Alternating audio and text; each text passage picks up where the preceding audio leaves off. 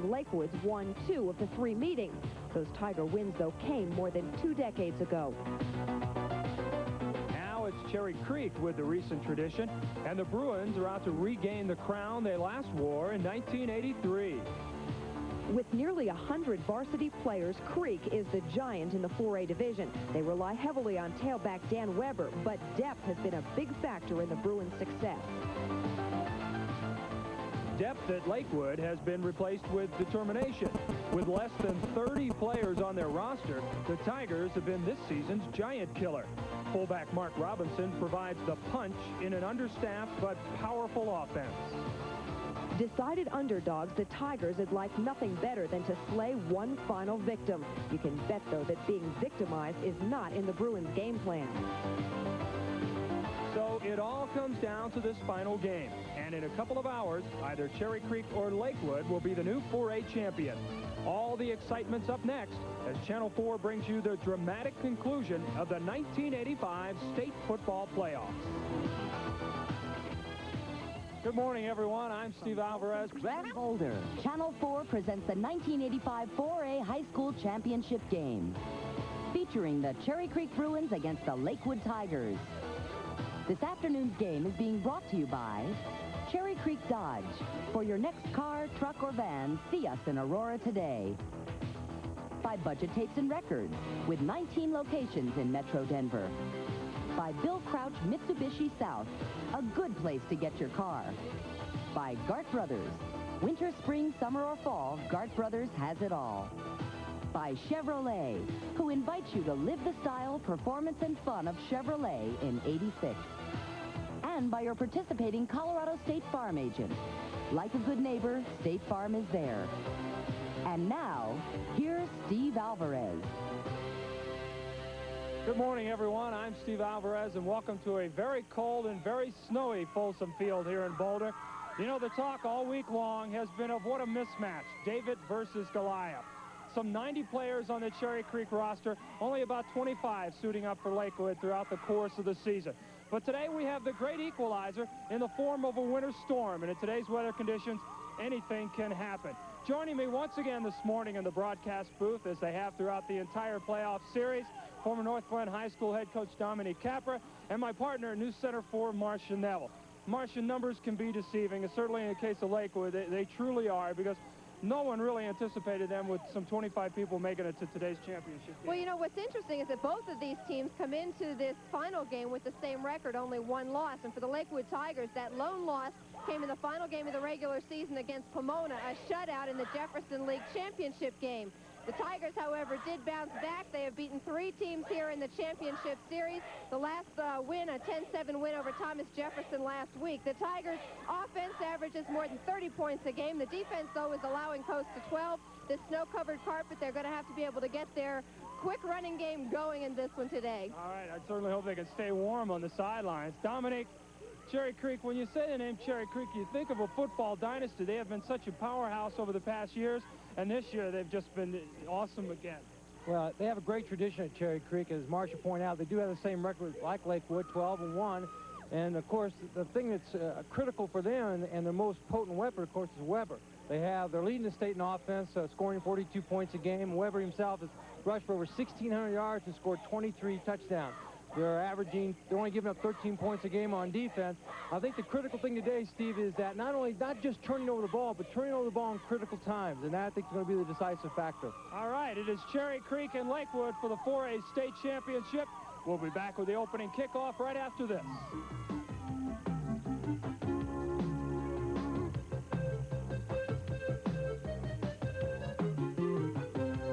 This is today's Chevrolet S10 Blazer. For the fun, for the chores, for the town, or the great outdoors, it's all there for you. Weekends, work, or just plain cruising, Chevy S10 Blazer can do it all with versatility, style, and a touch of fun. No wonder it's America's favorite sport utility vehicle, Chevy S10 Blazer.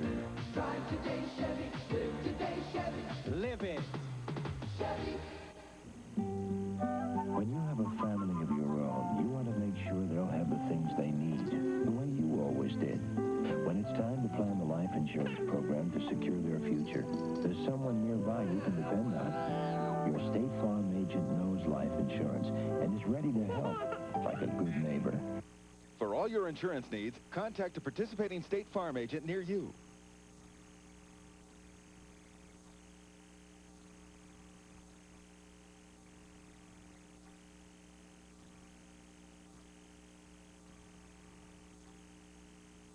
Cherry Creek have won the toss, and they will receive the football first here on a very snowy field as you get a look inside the Lakewood huddle, and it's not too hard to look in there. They suited up 32 today, brought up a few of the younger players to kind of pad the sidelines, I guess. Round out the roster a bit. Any more you can get on the sidelines on a chilly day like this, the more warmth you can have over there. And you see the Bruins of Cherry Creek coming out from the locker room on a very snowy, and I think, Dominic, what you pointed out, more importantly, a very bitterly cold day here at Folsom Field. Well, I tell you, the cold weather, in my estimation, Steve, is going to play more of a factor than the snow. They've done a good job of clearing it off for the most part. Yeah, when we were walking down the field earlier, I noticed there were about 2.5 inches on the stadium bleachers, but yet on the field it's just a thin dusting out there.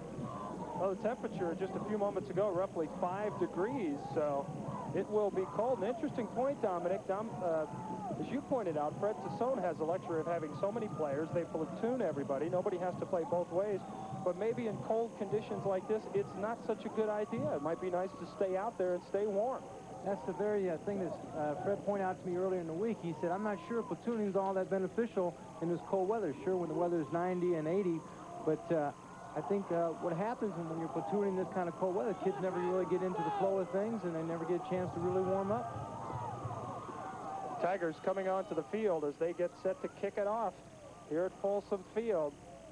The 4A state championship is on the line, and that is Doug King, number 30, who will tee it up at the 40. Doug King is Doug King is about one of the only specialists that Lakewood has on the team. All he does is kick for them, and he's an all-division player for them this year, where everybody else seems to fill in at 2 and 3 different positions. King is able to just do his kicking and let that speak for itself.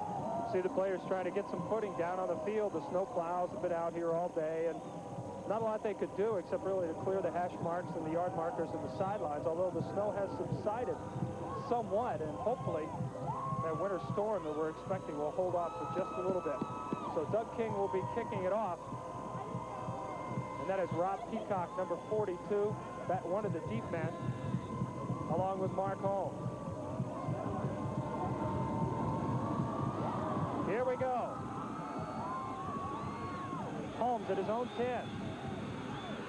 Tripped up, and it will be at about the 27-yard line where Creek will set up on 1st and 10.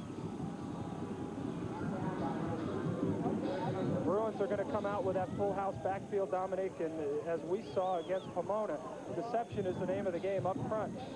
It is Weimer, Orban, Weissen, Lawrence, and Sonoto.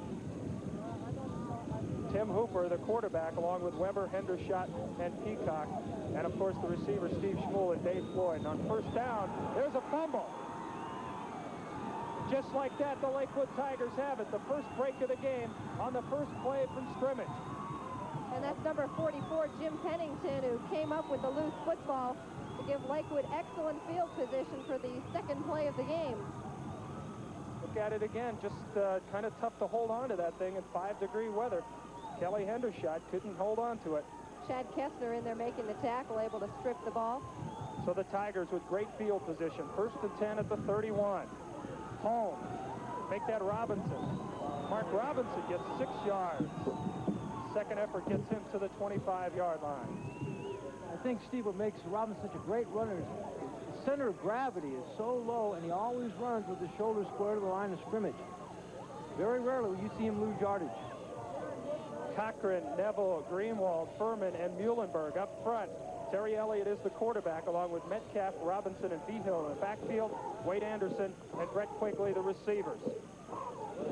Metcalf, and he has a 1st down inside the 20-yard line. John Metcalf gets it to the 19, so the Tigers quickly moving the football on the ground.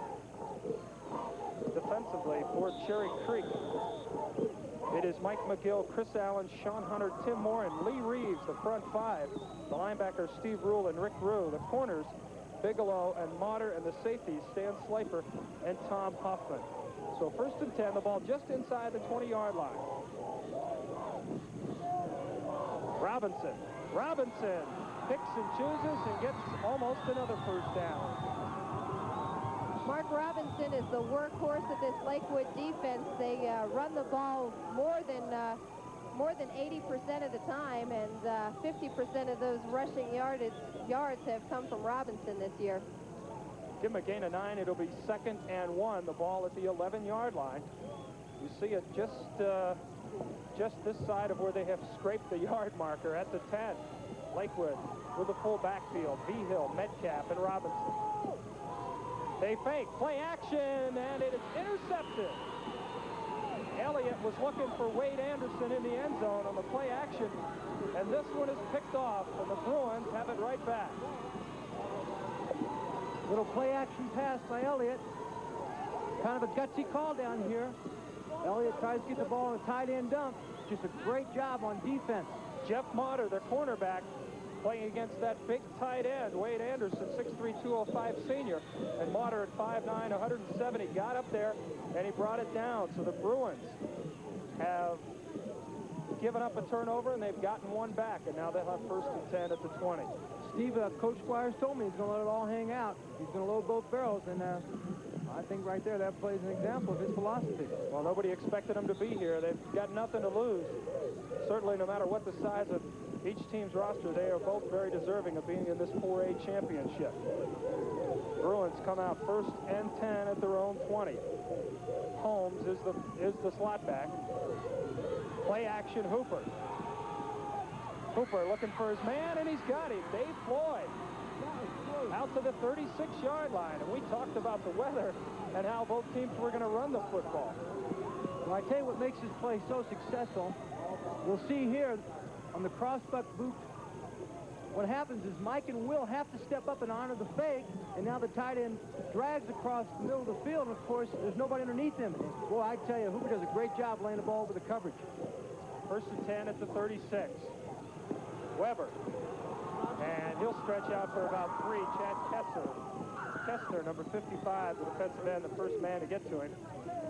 And just as Robinson is the key to the Lakewood offense, it's Dan Weber, who's been the tailback all year long, who's been doing all their running for them. You'll see a lot from this young man in the ball game today. Up front for Lakewood, it's Chad Kessler, Tony Getcher, Darren Muhlenberg, and Jim Pennington. The linebackers, Anderson, Cluck, and Robinson. As we watch Creek on 2nd and 7, and this is Mark Holmes on the reverse. And there's a flag on the play, and they'll whistle it out of bounds at about the 47-yard line of Lakewood. Von Loudner and Jerry Herford are the corners for Lakewood, along with Terry Elliott and Brett Quigley, the safeties. And, of course, you hear a lot of the same names on both sides of the line for the Lakewood team. See if we can pick up the face mask. It's just Holmes. They use him a lot on this counter play. Get him outside. He's got good speed. Crossbuck sweep, going to pull both guards. I think we saw the face mask earlier, and that will put the ball down to the 31-yard line of Lakewood.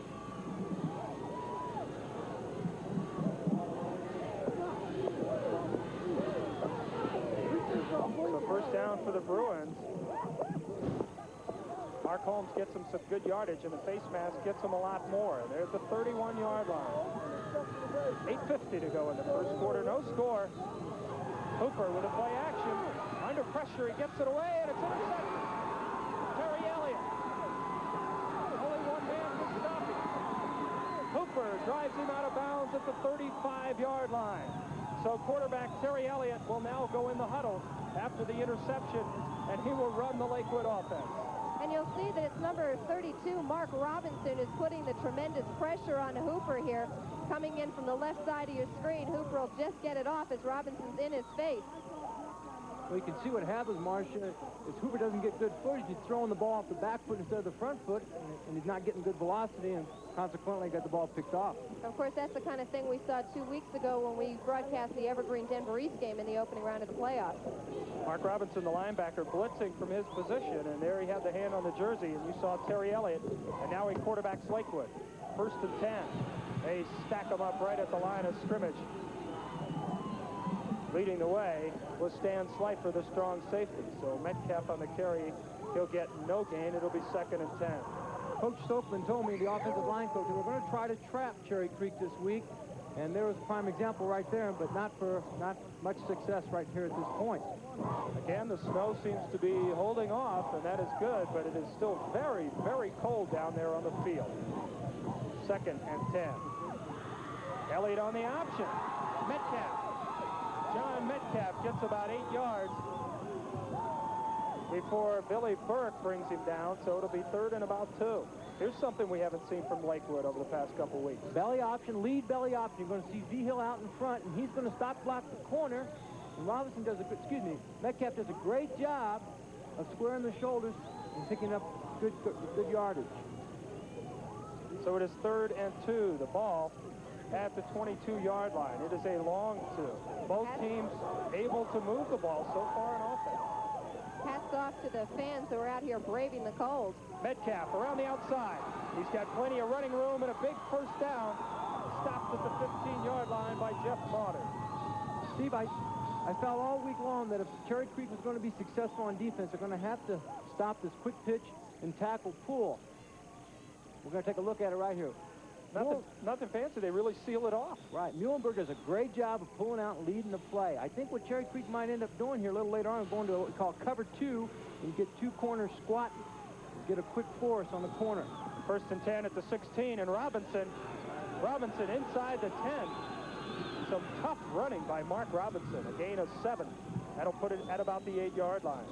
Dominic, you mentioned Darren Muhlenberg, the right tackle on the Lakewood offense. He is the only real standout on this team, All-American and on everybody's all-national teams this year at his position.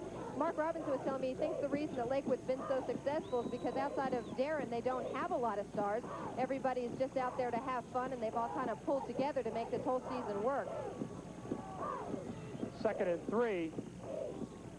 And they give it to V-Hill. V-Hill's outside, and he's got a first down at the 3. They went with a fake to Robinson, and V-Hill with some speed got the first down, so it is 1st and goal for Lakewood. Exactly, Steve. 2nd man through. They're going to give the belly fake to Robinson, and then they're going to come with 2nd man through with V-Hill and have Metcalf lead the way. I tell you what's impressive about the Lakewood run is they do such a great job of squaring the shoulders to the line of scrimmage. Here we go. 1st and goal from the 3. V-Hill slicing in for the touchdown.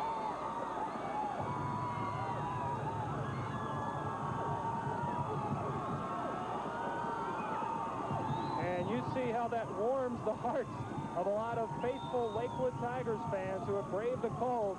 Belly lead play. They're going to double on the tackle. You see the double team block, and they're going to lead out with Metcalf, and the V-Hill's going to step right into the end zone. Got by Slifer, and that was it. So Lakewood on top 6-0.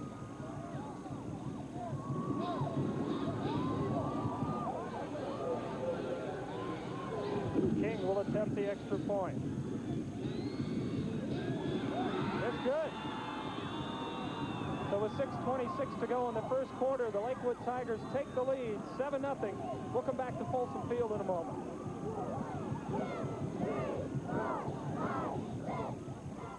We're dealing like crazy at Cherry Creek Dodge, and that means anything and everything goes. We'll even double your down payment, cash your trade up to $3,000. That's $6,000 down. Also get a minimum $1,000 for any vehicle you can push, pull, or drag in. Hey, Doug, I've only got $500. That's okay, we'll double it. And that means Colt's at only $96 a month with no monthly payments till January '86. So double your down up to $3,000 plus get Chrysler financing as low as 8.6%. And remember, if Cherry Creek Dodge can't meet or beat any bona fide deal, we'll give you the car. So see us now. Attention skiers, there's never been a better time to buy a brand new pair of 1986 model skis and bindings than today at Gart Brothers. 15 convenient front range locations with every famous brand name, every model, plus the most knowledgeable ski staff anywhere. Try this on for size. A pair of the best recreational all-terrain skis made, the Atomic ARS Ambition HD skis combined with the safety-proven, easy-to-use Solomon 647 ski bindings. Mounted and ready to ski. Save $75 now on the Atomic Solomon Ambition ski package. Only at Gart Brothers, the ski people. Lakewood Tigers have just gone on top 7-0 thanks to the 2-yard run by Gary V-Hill. 3 turnovers so far in the first period. Cherry Creek turned it over with a fumble on the first play from scrimmage. And Lakewood threw an interception. And then Creek threw one, and Terry Elliott picked it off with free safety and quarterback. And Lakewood went in from the 35-yard line of Cherry Creek with Vigil going in from the 2. So the Tigers are up 7-0. Mark Holmes at the 13. Holmes with some blockers, hit and drilled at the 35-yard line. And there's the acceleration you talk about when you talk about Mark Holmes. Just a junior, you can expect great things from this young man next year. The reason Cherry Creek's having so much success on the kickoff return is they're cross-blocking up front and walling up the middle return, and that's twice now that Cherry Creek's nearly broken it. Tom Hart, number 42, lowered the boom. It's 1st and 10 for Creek, their own 35. Weber, met at the line of scrimmage by Darren Muhlenberg and company. And the Tigers' inspired defense sets up 2nd and 10. Wade Anderson in there to also make sure that Weber wasn't going anywhere. Getting a little air pressure in there. I wonder if that's warm air they're putting in there. Let's hope so. About 5 degrees down there on the field. It is bitterly cold. It is 2nd and 10 for Creek. Schmull split to the left. Holmes on the reverse. They read it perfectly. Tony Ketchner was right there in the backfield. And that's a loss of 5. Gechter, one of the juniors on this team, breaking through to trip it up. I will give the credit to Darren Muhlenberg. Boy, he is sensational. 6'4", 255-pound senior, number 75. And he is so quick. We've seen him on offense so many times, the lead blocker pulling out on those sweeps throughout the playoffs, and he shows his quickness on defense. 3rd and 16 for the Bruins. And there's movement on the line of scrimmage. That'll cost them 5. Chris Lawrence, I believe, the left guard will be called for it. Cherry Creek, Steve, definitely have to regain their poise. They seem a little overexcited out there, maybe feeling the pressure a little bit. They just need to calm down. They're a class football team, and they just need to collect themselves. Well, the first series, before the interception, they certainly moved the ball well. We'll see what they can do on 3rd and 21.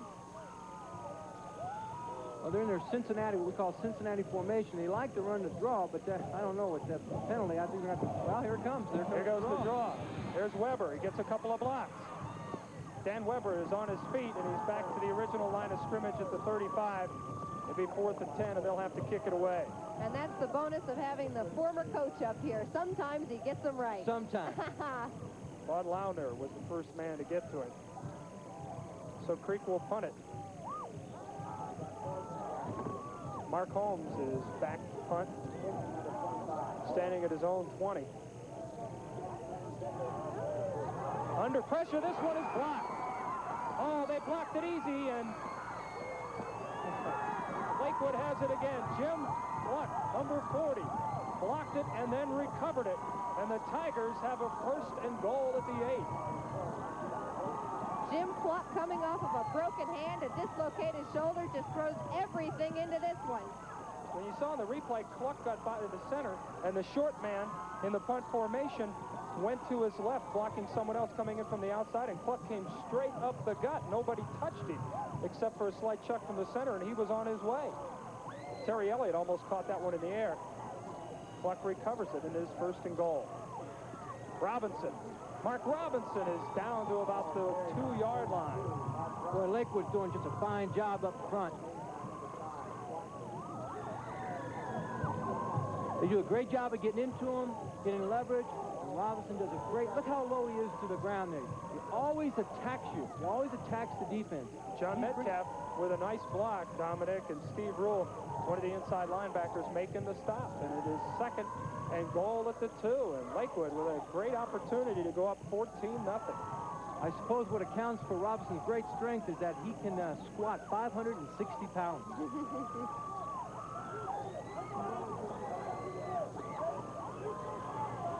Robinson over the top, and 2nd effort puts him in.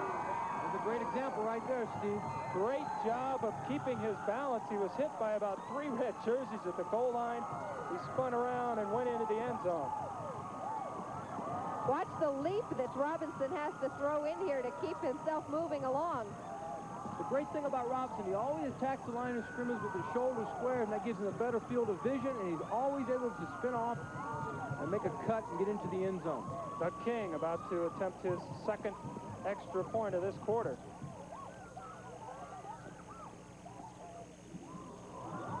And it's good, but there's a flag.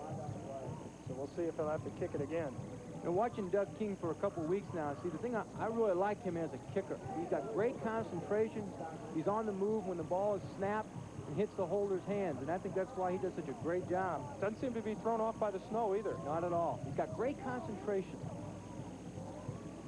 Well, his coach, George Squires, was a kicker in college and a soccer player at the University of Wyoming. Also spent a summer in Bronco training camp and could have made it as a kicker before an injury. Went on to Kansas City, and then a guy named Stenerud came in, and that was the end of George Squires' NFL kicking career. They'll move it back 5, and King will give it another shot. Again, this one is good. So Doug King gives them their 14th point, and the Lakewood Tigers have jumped out to a big lead. We'll come back to Folsom Field after this.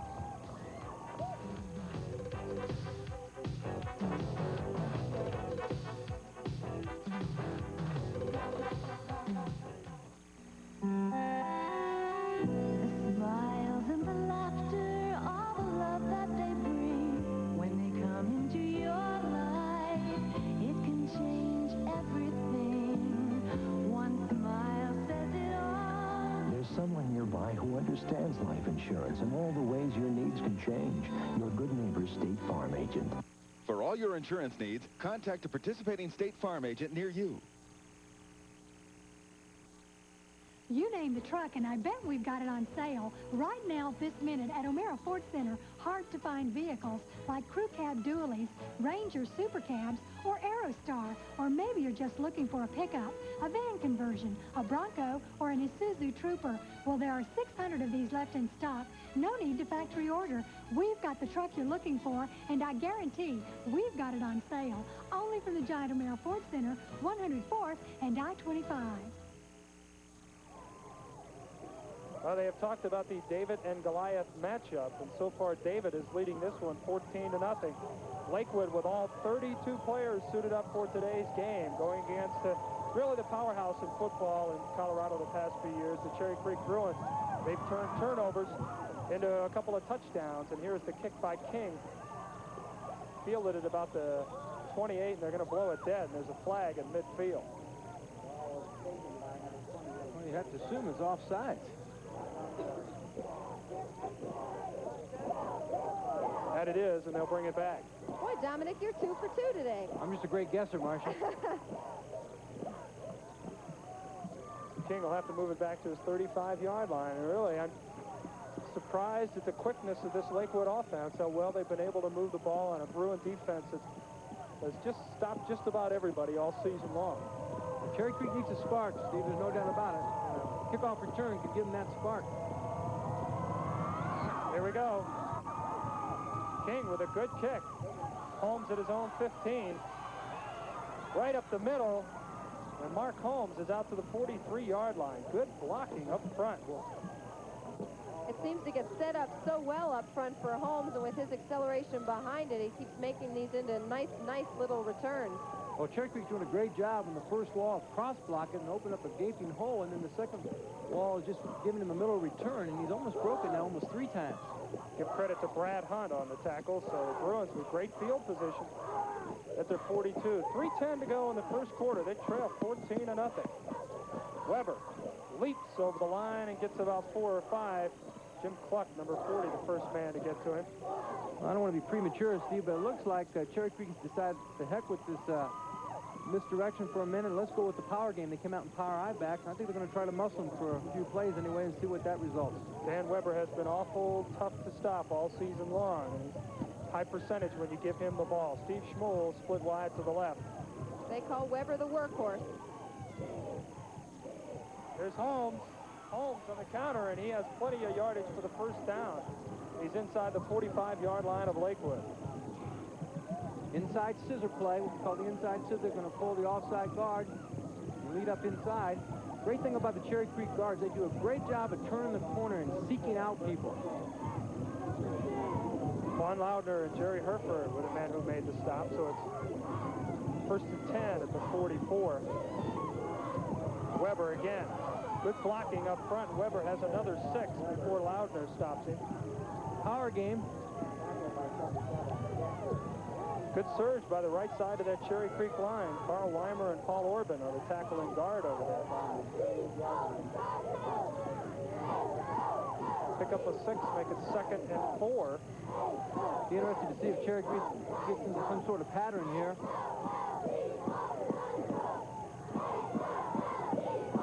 Peacock in the slot, and they'll give it to Weber again, and good surge by the Lakewood defensive line, a gain of about 2. And that surge brings a surge of cheers from the chilly crowd here on the Lakewood side of the field, west side of the stadium. We've got the Cherry Creek fans all bundled up on the east side. Creek went to the unbalanced line that time, shifted it around a little bit, and Lakewood made the defensive adjustment, so it's 3rd and 3. Ball just outside the 35-yard line. Schmuel going out to the left. That's Holmes again in the slot. There's Holmes, and he fumbled. And the Tigers have it. Interesting twist there, Steve. Lakewood is what we call stemming. They're moving their defense at the line of scrimmage from an odd and even, moving the linebackers in and out, and I think it may be confusing the Cherry Creek blockers up front. Well, they ran that play about a half dozen times in the first quarter. It's been successful nearly every time, and Holmes just can't hang on to it in the cold, and Loudner comes up with a big turnover. So Lakewood now dodging the bullet in a 1st and 10 at their own 27-yard line.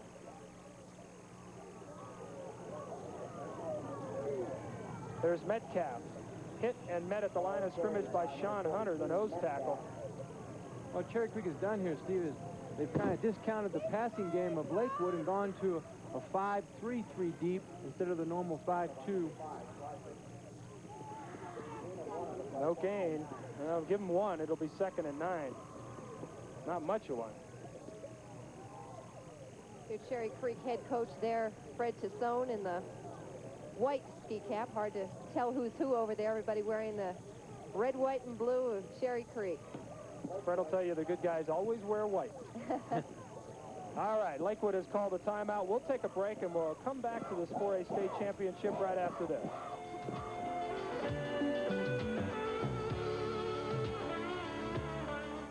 It's the way you always wanted to buy a car, and only Bill Crouch Mitsubishi South dares to do it. Buy or lease any 85 Mitsubishi in stock, new or demo, car or truck, and if you change your mind after 3 days or 72 hours, you can return it to Bill Crouch Mitsubishi South. You heard right. It's your privilege to return it. That's an option no other car dealer in Colorado is willing to offer. But we're that positive, you'll fall in love with America's fastest growing import. So like it or don't buy it. It's that easy, only at Bill Crouch Mitsubishi South. This Christmas, shop where Santa shops. Budget tapes and records. Give the gift of music on records and cassettes from CBS. Get a budget price on the latest from Stevie Ray Vaughan. Soul to Soul on Epic Records and Cassettes. Get new music from Sade. Promised on Portrait Records and Cassettes. This year's Christmas stars are on records and cassettes. Sale priced at budget. Shop the store where Smart Santa shops. Budget tapes and records. We're near the end of the first quarter. The Lakewood Tigers, surprisingly, up 14-0 over the Bruins of Cherry Creek. And I think you two will both agree with me. Creek came in here as the heavy favorite. Heavy, heavy favorite. Of course, there was a team called Arvada, which came in as a heavy favorite last year against North Glen. 2nd and 9, and Gary Behill with a counter. He'll get about 6. Set up 3rd and about 3, make it a long 2. I mentioned, too, that the Tigers are playing with a number of players hurt, banged up, injured just a little bit. Gary Vihill's one of them, playing on a bad foot. We've seen him with a touchdown run earlier in the game and a couple of nice carries, so he's getting past that very well, thank you. See if they can get this play off. They do before the quarter. Metcalf with a good block. John Metcalf has a first down outside the 42. Jeff Motter brought him down, but a nice block by Darren Muhlenberg. So the Tigers have a first down. They have the ball in a 14-0 lead. We'll come back for second period action in just a moment.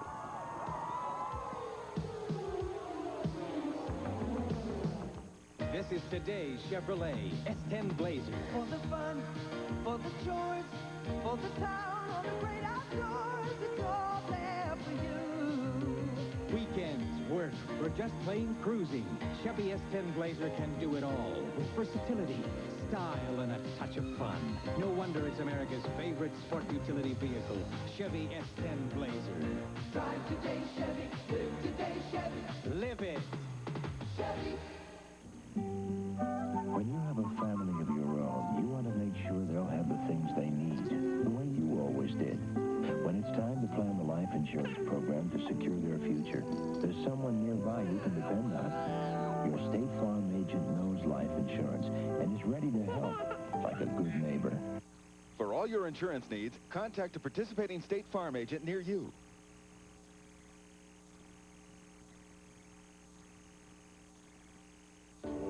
Happy Thanksgiving, Colorado. Lakewood Tigers up 14-0 after one period of play here at Folsom Field for a state championship on the line. And Cherry Creek Bruins and their fans, and I think everyone a little bit stunned so far as to what's happened. We've had 4 turnovers so far in the first half, and Lakewood has turned 2 of them into touchdowns. They have a 1st and 10 at the 42, and that is Mark Robinson with some nice footwork. He'll get about 4 or 5. Mark Robinson's the power runner. Coach George Squires says of him that he's got the fastest first 4 or 5 yards off the line of scrimmage that he's ever seen, and he just kind of burst through there. Chris Allen on the stop.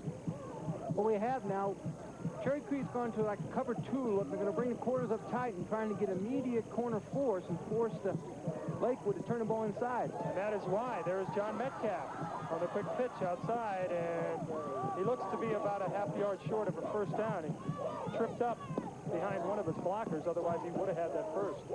Boy, and Metcalf has been playing a dynamite game here today. He's another one of those banged up players suffering a dislocated shoulder. Shea Best, number 10, the man who made the stop. So it's 3rd and 1, and Creek will make a couple substitutions on defense. Tigers moving the ball well. Both teams really moving the ball well on offense. It's just turnovers have really killed Creek. Metcalf first through the line, and he's got a first down. Popped through a quick hole, and Jeff Motter, the corner, had to make the stop. Boy, that hole was opened up just enough. I don't think Metcalf was even touched. Well, that's the great thing about the full house backfield. You're going to have a quick opener. The linemen are going to take big splits, and all they're going to do is run for the open area, and that's the advantage of the full house backfield. Saw number 37, Mike McGill, trying to seal it off. He wasn't quick enough. It's 1st and 10 for Lakewood. Again, Metcalf. And he'll get about 4 yards. Tough running inside. Chris Allen, Sean Hunter, Steve Rule, all there to make the stop. Metcalf, as well as the other Lakewood backs, are doing a great job of covering up the football and protecting it. They know that the ball's going to be slick. You mentioned the turnovers thus far and how it's hurt the Creek football game here today. Their 1 loss to Overland. Coach Tistone blames that on the turnovers, where they fumbled 3 times and lost all 3, and Overland came out with a win in that game. On 2nd and 6, Metcalf again with a quick pitch, and he has another first down, and Jeff Motter again on the stop, but not before Metcalf gets to the 29-yard line. We have a situation now. The Cherry Creek cornerback must force the play and allow pursuit to catch up, but Muhlenberg does such a great job on the corner that they're not allowing time for the linebackers to get there and give them some help. Those corners are really lining up way inside, Dominic. They're taking a beating, too, I tell you, Steve. They're going to have to do a better job of forcing the play. So it's a 1st and 10 at the 29. Robinson falling behind V-Hill, and he'll get about 3. Mike McGill was the first man to get to him. Senior defensive end, along with Lee Reeves, the other defensive end. Of course, head coach Dan Reeves of the Denver Broncos, his dad, and Broncos on their way to Pittsburgh, where it's probably sunny and warm today, I would imagine. Coach Tistone, I'm sorry, Marcia, go ahead. Weather forecast sounded about as dreadful for Pittsburgh as it did for here last night. They were calling for snow flurries and drizzle and cold, cold weather, Don't say that. I got to go. Ha, ha, ha. You thought you were getting away from it all. 2nd and 8, the fake pitch, and V-Hill.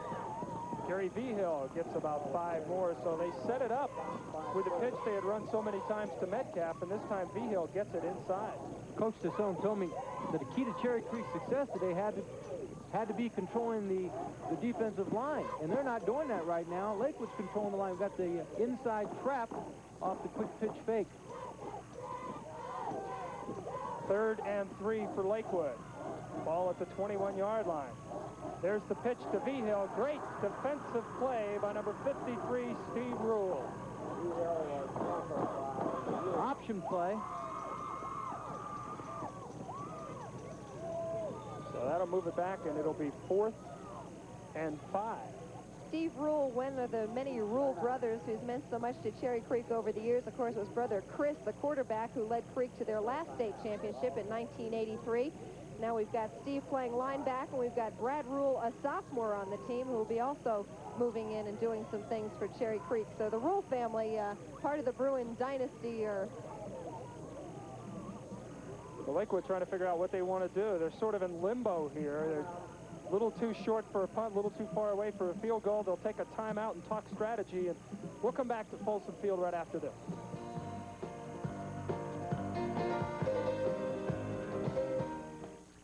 We're dealing like crazy at Cherry Creek Dodge, and that means anything and everything goes. We'll even double your down payment, cash your trade up to $3,000. That's $6,000 down. Also get a minimum $1,000 for any vehicle you can push, pull, or drag in. Hey, Doug, I've only got $500. That's okay, we'll double it. And that means Colts at only $96 a month with no monthly payments till January 86. So double your down up to $3,000 plus get Chrysler financing as low as 8.6%. And remember, at Cherry Creek Dodge can't meet or beat any bona fide deal. We'll give you the car. So see us now. A lot of you are watching this commercial on a 19-inch TV. Nice, but a little crowded. Some of you have a 25-inch set. Gives you a little more elbow room. Now, this is Zenith's new 27-inch television, the big picture, with more picture from corner to corner, plus an incredibly sharp, even larger image. Zenith Advanced System 3 27-inch television, a size you could get comfortable with. The smart set's smarter than ever. A 4th and 6 for the Lakewood Tigers. The ball at the 20, just inside the 25-yard line at Cherry Creek, and they had to make a decision what they want to do. They don't want to punt it from that far away, obviously, and it's a long way for a field goal on this snowy field, even for Doug King. Interesting enough, Steve, Coach Squires set in King, and then he took him back out, so he's had second thoughts. So it'll be interesting to see what they run here. Well, it would have been about a 42-yard attempt. Well, I tell you, I'd watch back down the backfield. Here we go. Play action. There you go. Elliott under pressure. They throw the screen. Robinson gets around the man, and he's got the first down. Boy, and was that heads-up running by Robinson or what? He knew exactly where that yard marker was. Looked like he was going to fall a little short of it and made the step right where he needed to. Lakewood does a great job with the play-action fake. Now they're going to throw the screen. And I tell you what makes it successful, if we get a chance to see it, is the first man out. He's got to look across the field instead of down the field, and he does a pretty good job, but Robinson does a lot on his own. Well, Mark Robinson picks up a first down at the 18-yard line. Boy, Cochran does a great job on that screen. Sean Hunter, linebacker, trying to drag him down behind the line of scrimmage. Too much speed by Robinson. There's Vigil, and he'll hold on to the football when he's dropped to 15. We take a look at the stats. I tell you, Steve, when we look at this, the thing that's impressive is not so much the stats, but what's happening on the line of scrimmage. Obviously, Lakewood's controlling the game. That and the turnovers have been the big key. Otherwise, a fairly even ball game, and it's 2nd and 6. And this is Robinson through a hole. Into the end zone, untouched, goes Mark Robinson.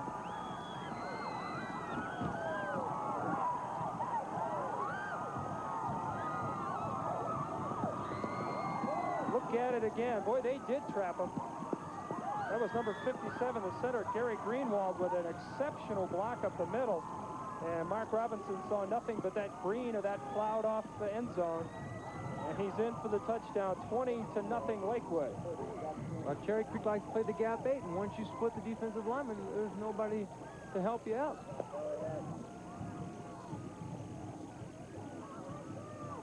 King's extra point under pressure is good, and the Tigers take a 21-0 lead. And we'll come back to Folsom Field after these messages. Lakewood 21, Cherry Creek 0.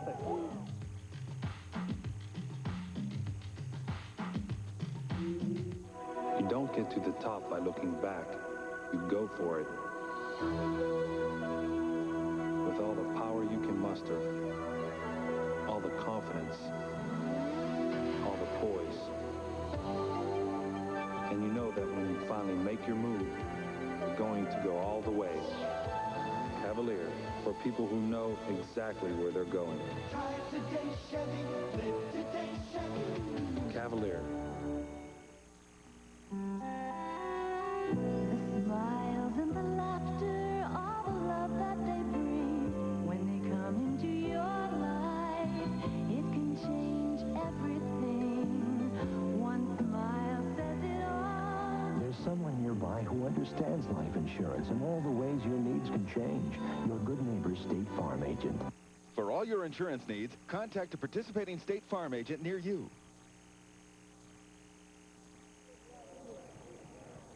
Welcome back to Folsom Field in Boulder. The Lakewood Tigers up 21-0 early in the second quarter. And I don't know if they're doing some things different that Cherry Creek hasn't seen on film, but they're certainly confusing them. They're getting through the line of scrimmage quickly. And those quick openers, as well as the pitches outside with some good speed, have really done it for Lakewood. And Creek from the 5-yard line. That's Mark Holmes hit and driven backwards at the 25. One thing you have to consider in a game like this, when's the last time this Cherry Creek team was down 21-0 with plenty of time left to go in the second quarter? Probably last year. It's not a situation they're used to this season, that's for sure. Well, poise is the name of the game, and of course everybody has the jitters coming into a state championship. Dominic, you remember last year when your team was here and they were the underdogs to Arvada. Right. I tell you, let's play transpire here, Steve. 1st and 10, and they'll just go straight with a power play and gain about 3 yards. Well, I think our situation was much more analogous to Lakewood. We were the underdog, and of course Arvada had such a fine record coming into the game. And I think the key, as you pointed out earlier, Steve, is poise. You got to maintain your poise. A lot of game left. 2nd and 6 after a gain of 4. Tim Regan is wide to the left. And there goes Robinson again on the counter. Make that Holmes, Mark Holmes, and he'll gain about 3. You see Cluck on the play. Coach Wyman told me earlier in the week the key for Lakewood to be successful on defense is the linebacking core, and I tell you, they've done a great job. Cluck was on that play, and of course, he's the one that blocked the punt earlier. Tony Kechter, number 77, the defensive tackle, also there. So Lakewood reading it well. It is now 3rd and 4 at the 32-yard line for Creek. Hooper under pressure, trying to throw the screen, and it's incomplete. And you can see why. Darren Muhlenberg, number 75, in his face. And that's not the way a screen's supposed to work. You're supposed to hit him and let him in, but you got to hit him first. I think the defense did a great job of reading right off the bat. And, of course, he never had a chance to get set. You'll see so much pressure from the 2 down tackles. And what happens, Hooper never really gets a chance to get set and throw the screen. So it's 4th and 4, and Creek lines up the punt. Elliott and Robinson are the deep men. Holmes gets away a good one. I tell you, Steve, Cherry Creek going to have to make some adjustment on punt. So it'll be Lakewood's ball, 1st and 10 at their own 37 when we come back.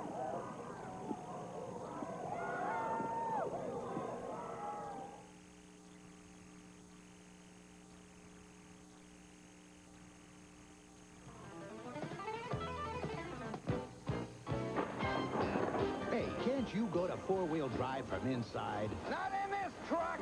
Then get yourself into a Chevy S10 Blazer 4x4 and shift from freewheeling 2-wheel drive to 4-wheel high and back at any speed.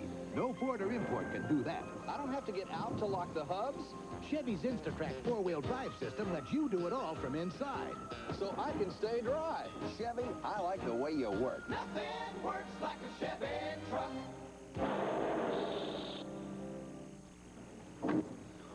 Hey, Billy, tell us again about your favorite meal. Yeah, come on. Okay. First, Mom cooks this terrific chicken. And then, instead of potatoes, she makes stovetop stuffing. Boy, that stovetop sure smells good. The celery, the onions, those itty-bitty herbs and spices. Chicken and stovetop stuffing. Stovetop. You got stovetop. No. Stovetop stuffing. No. Cherry Creek players on the sideline trying to figure out what they've got to do to get the ball moving against Lakewood. And Tigers have really controlled the ball on offense, and they have it again with 5:56 to go in the half. They're leading 21-0. Robinson off tackle, and he'll get about 4 tough yards. Steve, you talk about Lakewood controlling the ball in the first quarter. Cherry Creek ran only 14 plays to Lakewood 26. And that is what Lakewood would love to do the rest of the afternoon. They've done a good job. They pick up 4 on that one, so it's 2nd and 6.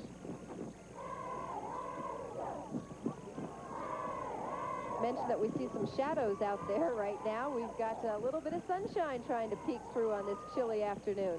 Robinson off tackle, spins away, and he's very close to a first down.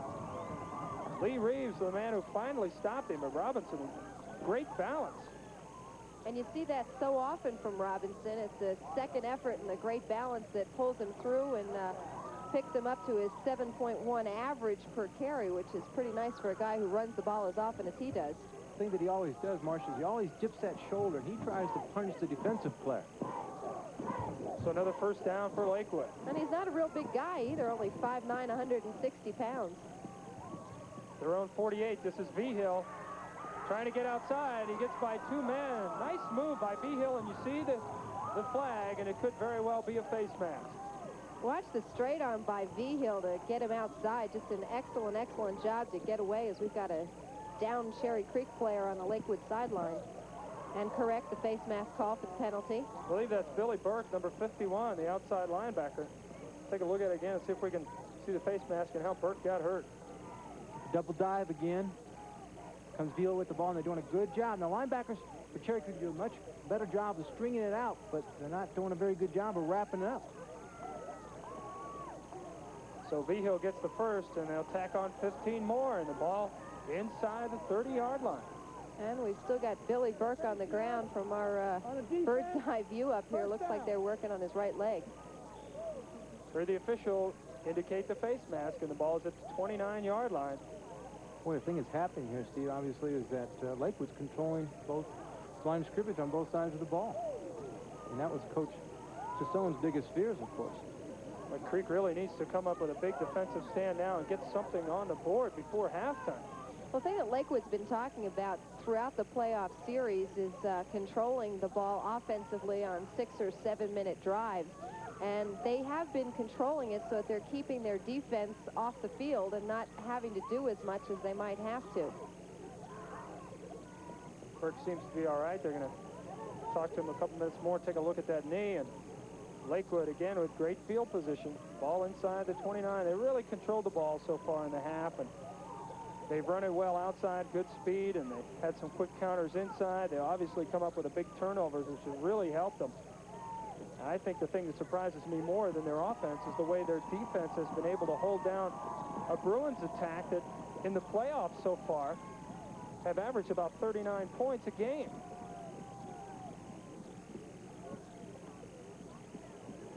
There you see the score in the third quarter. Tennessee 30, Vanderbilt nothing. And of course, everyone here in Boulder and throughout Colorado, a Tennessee fan this weekend because the win by the Volunteers sends them to the Sugar Bowl. And that opens up the Freedom Bowl for the Buffaloes of CU in Anaheim, California on December 30th. And a bowl certainly well-deserved by that football team who's gone from 1-10 to 7-4. We will talk to head coach Bill McCartney at halftime of this ball game. And I don't know if that one will be over. And if it's not, he will wait to the final tick, I guarantee you, before he says it's official. You see young Billy Burke walking off the field. Billy's just a sophomore, one of the rising stars in the Bruins program. You see the weather. What's that, 6 degrees? Yes, Good Lord. Warmed up to 6. My, my, my. I think it was 5 on my way up here this morning. Well, at least they have, Marcia. they have averted the snow conditions that they thought they would have by this time of the day. The winter storm warning, I guess that storm has held up, and we're thankful for that. The snow on the field, not much of a factor, but the cold certainly is. 1st and 10 for Lakewood. Here we go up the middle, and they'll get about 4 more. Simple counter dive with Metcalf.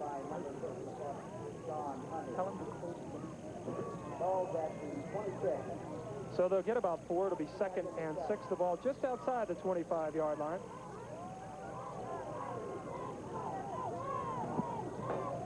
I don't think we've seen a wideout split out yet for Lakewood. Vigil, number 25, is a normal wide receiver. There's the pitch to Metcalf. Behind Muhlenberg. And you see the flag as he's driven out of bounds at the 19 by Tom Hoffman. You might anticipate a holding call on behalf of Lakewood here. We'll see what one of their favorite plays, the quick pitch with the tackle pulling. Now Muhlenberg has neutralized the line of scrimmage, and then, of course, then Metcalf's not able to turn the corner. Cherry Creek's doing a little better job of stopping that play. It is indeed against Lakewood as they talk to Steve Rule, the defensive captain for Cherry Creek. You know, Steve, at the outset of the broadcast, we were talking about how important holding on the offense. Still 2nd down. How important turnovers were in this game. And, of course, Cherry Creek has turned the ball over 3 times, and 2 of them have led to Lakewood scores. One of them, the Terry Elliott interception, and then, of course, the blocked punt by Jim Cluck. And that was 14 of the 21 points. It is 2nd and 15. That is Robinson. And he'll get back to about the 30, so it'll be 3rd and 11. Just a quick inside trap with Robinson. Coach Stokeland told me they were going to put it in this week specifically for Cherry Creek. And they've done a pretty good job of running the play at this point. Worked very well. Rick Rue, one of the linebackers for Creek, making the stop. So it is indeed 3rd and 10. See what Lakewood comes up with this time. Play action by Elliott. Got some time and some open field. He'll run it out, and he will be very close to a 1st down. Terry Elliott saw the lane open up, and he just took off up the middle. Chris Allen and Rob Bigelow got to him. Not before he gets another 1st down. Coach Wolf, the defensive coordinator for Cherry Creek, told me the thing that really scared him about Elliott is breaking out of the pocket and trying to contain him. He thought to be successful, they had to contain Elliott. He also showed some good speed as he cut up in there for the 1st down at the 18-yard line. Vigil off tackle, and Vigil bulls his way for about 5 more. Jeff Motter was the man who got to him. Now, the thing that Coach George Squires from Lakewood told me about Terry Elliott was, quite frankly, that he doesn't run. Well, whether he does or doesn't, when he does do it, he does it well. Fans concerned about getting a sunburn here at Folsom Field. Bring out the sunscreen. We've raised it to 6 degrees. Doesn't seem to be bothering Lakewood. Maybe that playing both ways, it does help in this cold weather. You stay warm. They definitely got the mow at this time, that's for sure. 2nd and 6. There's the counter to Vigil, and they stack it up. Chris Allen, the nose tackle, was right there. That ball was going nowhere. Hey, Cherry Creek does a great job of getting penetration and shedding the trap block up inside, and that's why the play is not successful for Lakewood. I think that may be the key to Cherry Creek's success, trying to get a little more penetration and not trying to figure out all that misdirection. 3rd and 6 at the 14-yard line. Elliott on the option. Metcalf finally gobbles it up, and he is stacked by Stan Slifer. Slifer does a great job of coming up and filling. Boy, and that's the kind of thing we saw from Metcalf just a week ago, is the good hands he had. It could have been a dreadful mistake if he hadn't held on to it. But I'm sorry, Marcia. I think while concentrating on the ball, he missed the open lane where he could have turned it into something. Well, Reeves does a great job of feathering technique and stringing it out, and Slifer comes up and filling from the outside in. So on 4th and 7, they will attempt the field goal. Doug King will try a 32-yarder.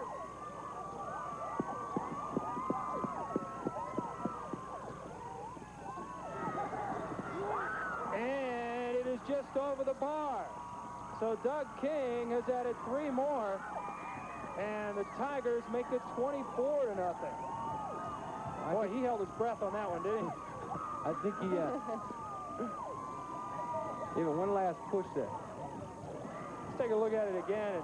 Oh, from our angle, I thought it dropped short. I wasn't even sure it was going to make it over. Look at that great concentration King has. I think that's what makes him such a successful PAT man. He does a great job when that ball hits that Holder's hand, he's on his way, and he's not going to get any block that way. You know, we talked about it a couple weeks ago. That thing's going to happen in about 1.3 seconds, and the timing's very, very good for Lakewood.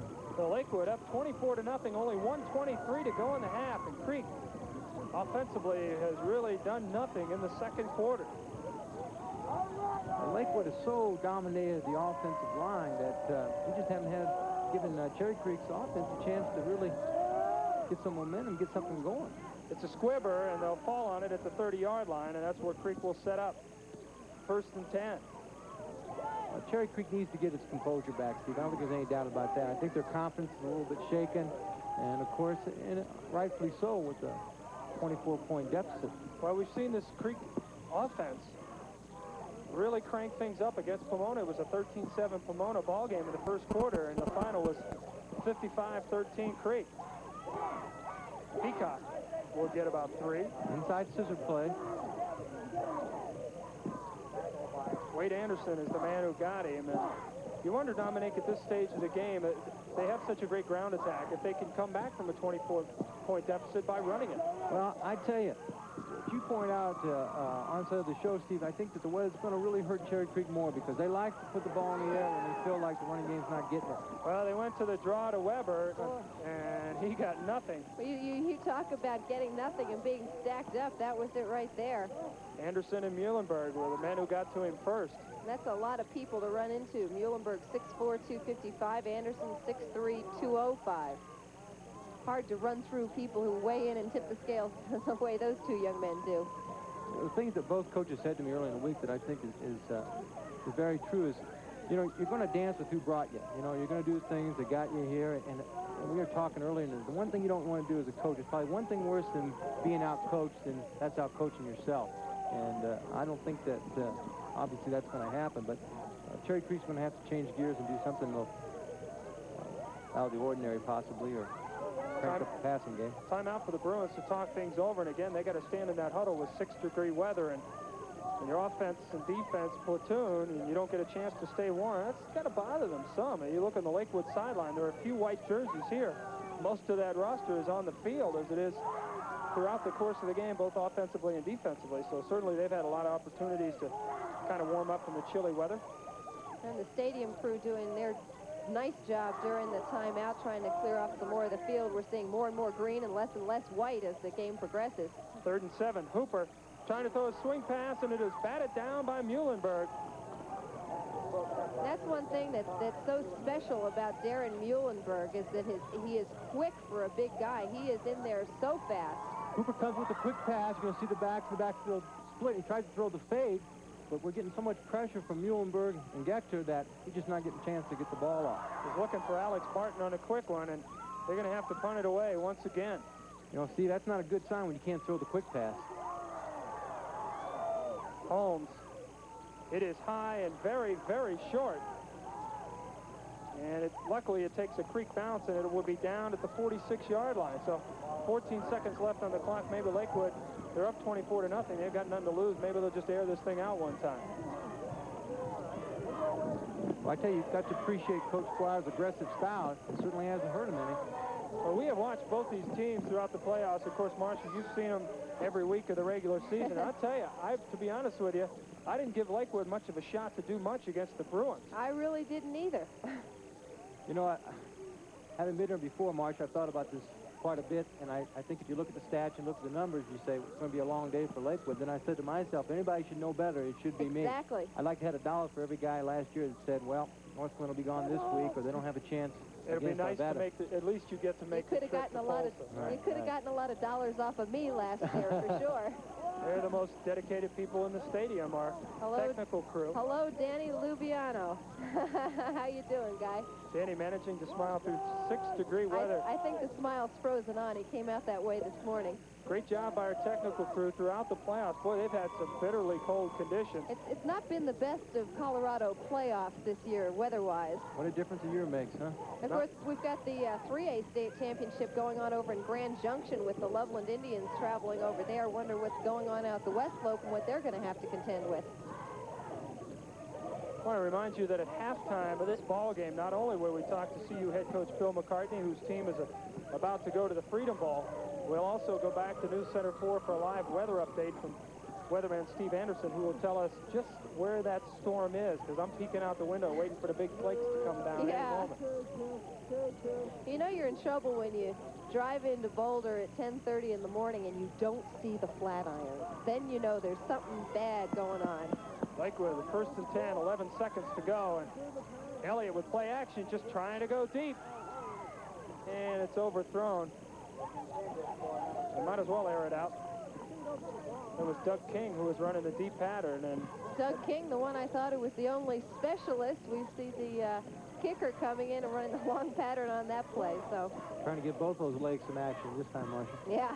Well, 6 seconds left. You never know. Maybe a defensive back will slip and they could jump up, get a couple more points. It's 6 seconds. I think they'll settle to go into the halftime. No, they will not. Play action again. Again, Elliott going deep, and he's got Quigley. Oh, my. Oh, my. As the clock expires at the half, Brett Quigley has just scored a big, big touchdown. You know, Steve, I tell you, when you get into a playoff situation, when you're practicing and preparing for the state championship and even some of the other playoff games, the biggest thing is concentration. And here you can see that Cherry Creek's lost their concentration. You only get a chance to see teams for the first time. They're not in your league. You don't see them year after year as a coach and a player. And, you know, you've got to concentrate. And obviously, Cherry Creek is not doing that right now. You're paying the price. Boy, and Quigley had the concentration on that reception. The hands out the whole time, just floating it in there. With 6 seconds left, give them anything but the bomb, but they get it. 46-yard bomb to Brett Quigley, and so the Lakewood Tigers lead it at the end of the half, 31-0. We'll come back with halftime stats and highlights and a whole lot more right after this. Football championship, Lakewood leading the Cherry Creek Bruins 31-0 at the half. Marcia Neville along with Steve Alvarez and Dominic Capra. We've been talking about the weather conditions, and it is a chilly 6 degrees up here right now. We're going to go to Steve Anderson at Weather Center 4 to find out what we can expect the rest of the day. Steve, what is going on?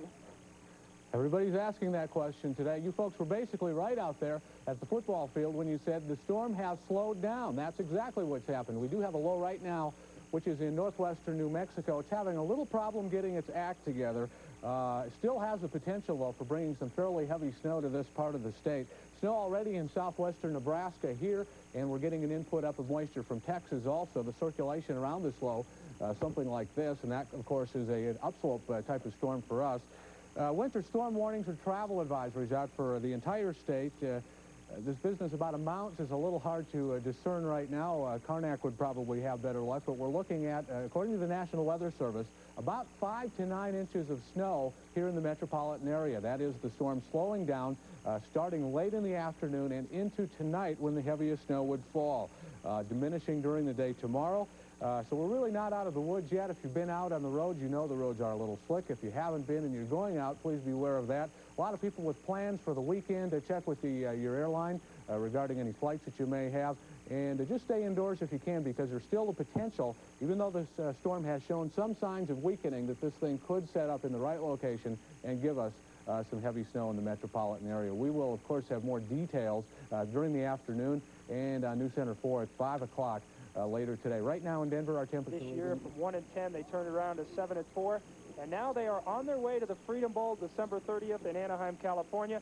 Joining us here in the booth, CU head football coach Bill McCartney. First of all, congratulations. It is well-deserved for this football team.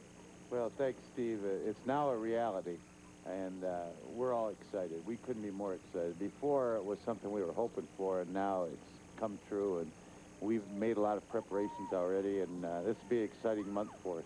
I know it was tough to sit around and wait a week to find out what happened at Tennessee, and everybody expected Tennessee to run over Vanderbilt. I believe the score right now is 35-0, but knowing you, I'm sure you did not count your team going to a bowl until you saw that score. Well, that's right. And really, Tennessee made it easy for us because they scored right away. I watched the first half at home, and they were up 27-0 at halftime, and I felt pretty secure, particularly with the way the Tennessee defense was playing. What a tremendous thrill for your players, especially the seniors and the older players who have been through some bad times. And I think people are so impressed not only with the wishbone that has helped turn the offense around, but the defense, to me, has been the big story because you've used basically the same kids and the same defensive alignment, and yet they have really done a tremendous job, and they played heads up against Nebraska and some of the other best teams in the country, and it's been a tremendous season for them. Well, defense is a large part morale and confidence and those things, and this year we've been able to rest our defense more and keep them fresh, and when they gained their confidence, I think it really happened in the Arizona game. Ever since then, we've been a good football team on defense. We finished 17th nationally, and we were climbing as the year went along. I know it's going to be a lot of fun out there, but it is going to be a tough football game. Washington, a very, very good football team. Well, Washington is one of the great programs in the country, and this year things haven't come together for them as well, but basically it's the same kids they've been playing with. A year ago, they played for the national championship against Oklahoma. At least there was talk that they could win the national championship going into that game, and they've got a lot of those kids back, and so we have our hands full, but it's a thrill to get a chance to play a team of that caliber in a bowl setting. Couldn't be better for you, the situation you're in, going to the Freedom Bowl, because Southern California is such a big recruiting area for you. Well, exactly. You know, I've had several trips there with Rose Bowls and really grown fond of Southern California, and now we get to take our kids back there, many of whom have played in that area. And we have 4 coaches leaving tomorrow for that area in recruiting, and then a 5th in Northern California, so it's an ideal place for us to play. How long before you start getting the kids back in practice, get them working again? Well, the second Thursday in December, we're going to have our first practice. But even this next week, we'll condition them some and try to maintain a certain level of conditioning. And then we'll probably practice 10 times before the game. I know after sitting here looking out on the field at 6-degree weather, you got to be thrilled to be going to Southern California at the end of December. What's the schedule now for the team? Well, we're going to leave Christmas Day, and we'll get out there with enough time for our players to have an opportunity to enjoy the sights, have some nightlife, and still prepare the team, you know, practice-wise for the game. We want it to be a reward, one they'll remember and one they'll shoot for in the future. I know a lot of coaches are concerned sometimes you get in a bowl situation, the players are bothered by all the distractions. I know they're going to have a good time, but I don't think you have to worry about your players being ready for a football game because, as we've said, a lot of people have seen this team suffer through some lean years, and what a thrill it is for folks in Colorado to see you turn this program around. I got to admit, I remember talking to you a couple years ago at spring training, and you told me that when this team was not doing well, that you were building a solid foundation and things were going to turn around in a couple of years. I don't think a lot of people believe that, so a lot of credit goes to you, and I should mention congratulations to you for your honors being named the Big 8 Coach of the Year, and I think there could be more on the way. Well, thank you, Steve. You know, I felt right along like we were on schedule, even though we've suffered some, you know, difficult times. And I think this is only the beginning. I think that our program will continue to grow in stature and prestige and confidence and success. And, you know, I look forward to the day that we graduate that first class that we recruited, because there's an outstanding chance that we're going to graduate virtually all of them. And then our program will really take on a new dimension. I want to show you something that might interest you. We've got some highlights from the Tennessee game as they ran over Vanderbilt, and I'm sure this brought smiles to your face, seeing the Volunteers winning the SEC and going on to the Sugar Bowl. And I guess the only other thing better than the Freedom Bowl for me would have been the Aloha Bowl in Hawaii. But I'm thrilled to have covered your football team this season because you provided a lot of thrills to a lot of devout CU fans. Had a lot of fun doing the Bill McCartney show. I hope we can do a couple more now that you're bowl bound. Well, that's supposed to be the plan, so hopefully we'll be back on Channel 4 and talking about the bowl game. Let's do one of them from Disneyland. Let's have a good time out there. Yeah, if you and I go to Disneyland, they're liable to arrest us for impersonating some of those creatures they have over there. Hey, we could be a new attraction. Let me ask you, have you watched much of this football game down here? You see some top-notch kids from Colorado who could be major college potential?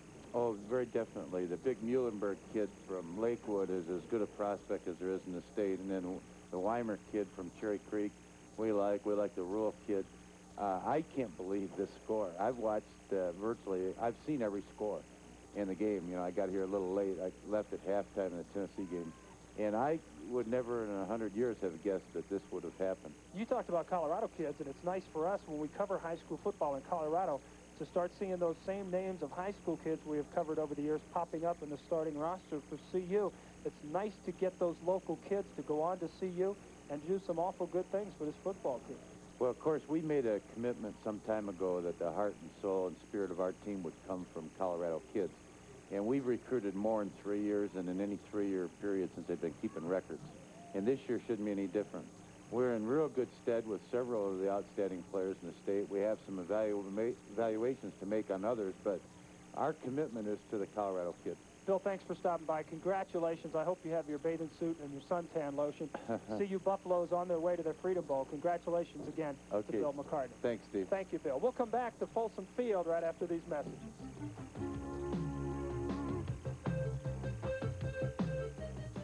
Attention skiers, there's never been a better time to buy a brand new pair of 1986 model skis and bindings than today at Gart Brothers.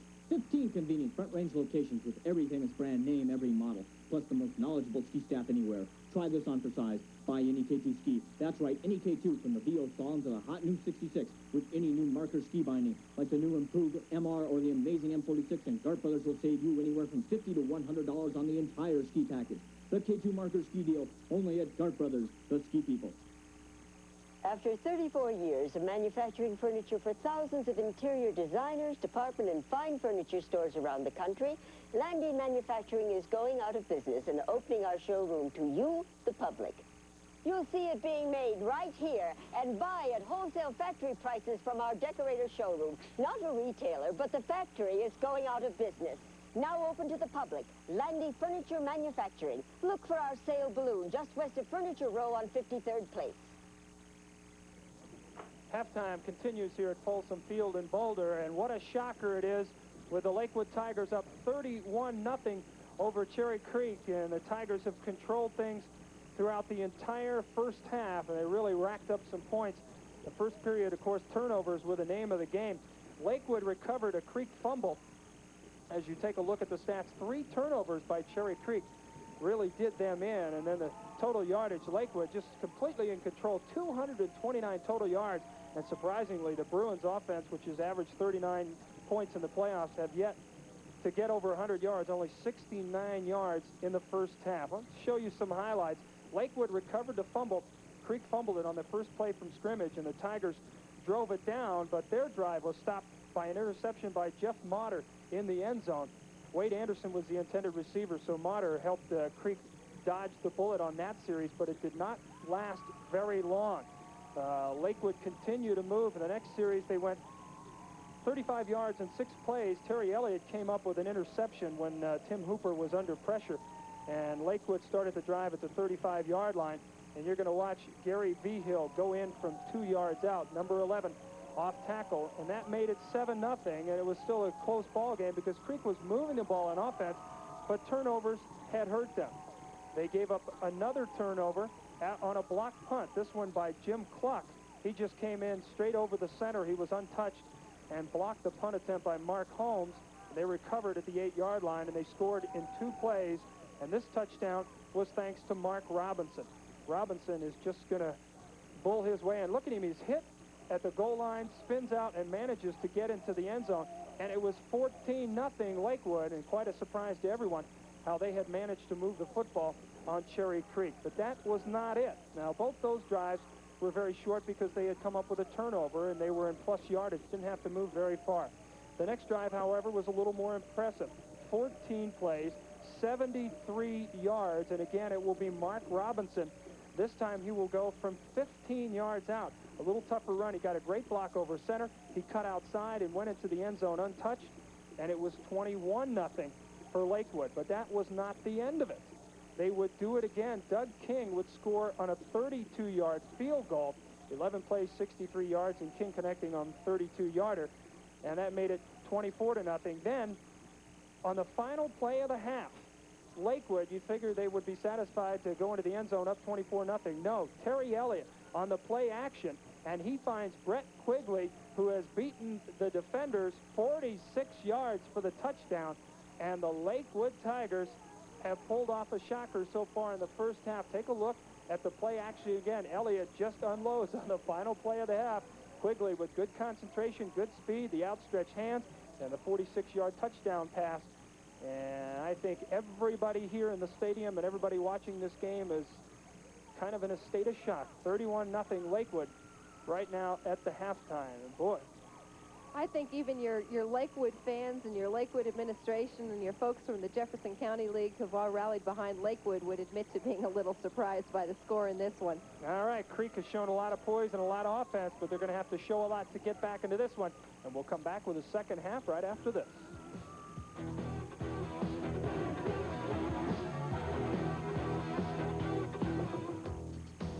This Christmas, shop where Santa shops.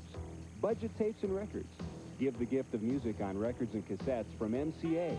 The soundtrack from the hit television show Miami Vice is on MCA records and cassettes, and sale priced at budget. The long-awaited new album from Stevie Nicks is Rock a Little on modern records and cassettes. This year's Christmas stars are on records and cassettes, sale priced at budget. Shop the store where Smart Santa shop. Budget tapes and records.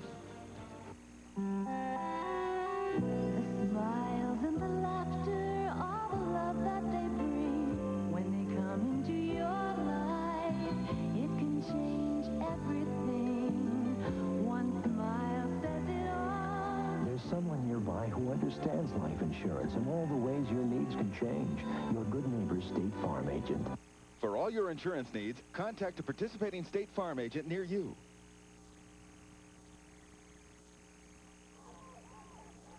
Back at Folsom Field in Boulder, we're close to the start of the third quarter here at Folsom Field. And Lakewood Tigers are on the sideline, and they are a very happy group as you take a look at both sides.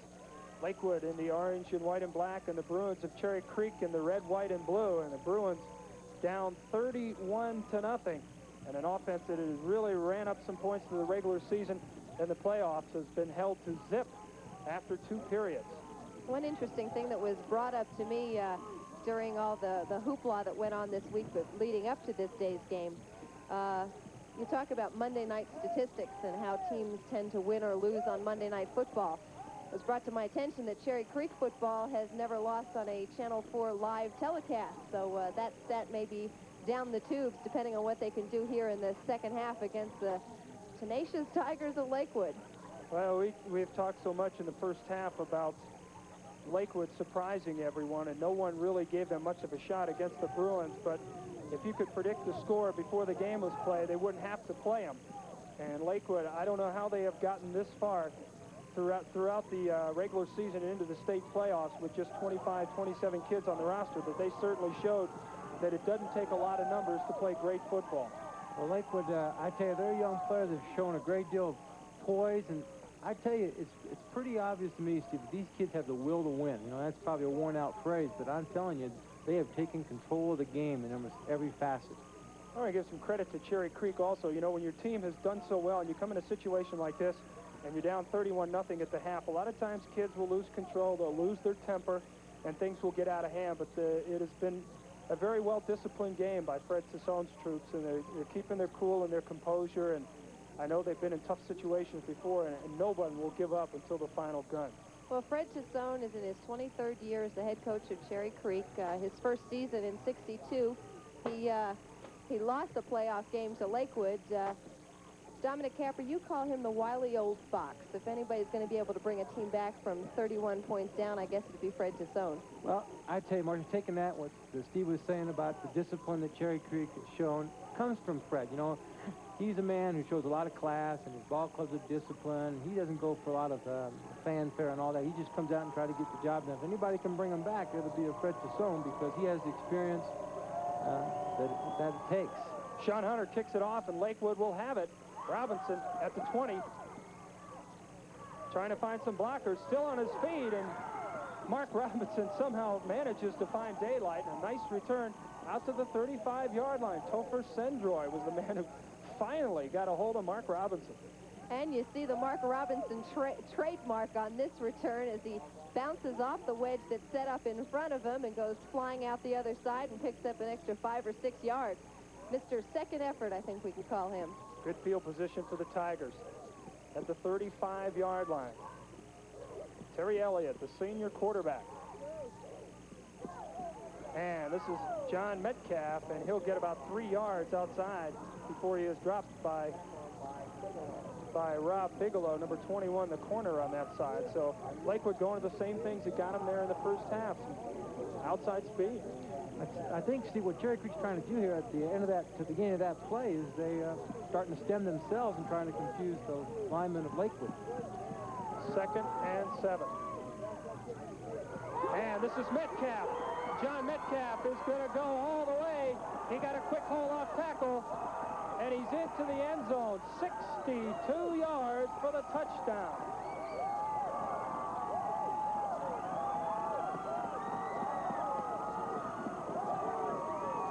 Boy, they went with a fake inside to Robinson, and Metcalf had nothing but green turf in front of it.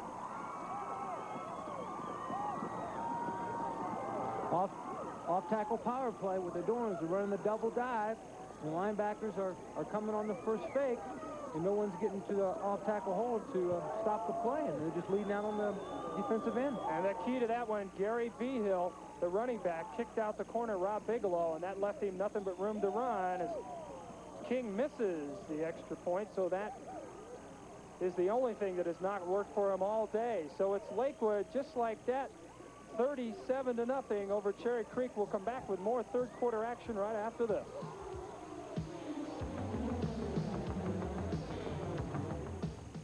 It's here. Soundtrack Superstore's double grand opening, Colorado's largest audio and video selection. Unlike any stores anywhere, with store-wide savings up to 50% off now. 100-watt Fisher system, $599. Fisher compact disc players from $199. Fisher double cassette decks from $79. Soundtrack audio and video superstores.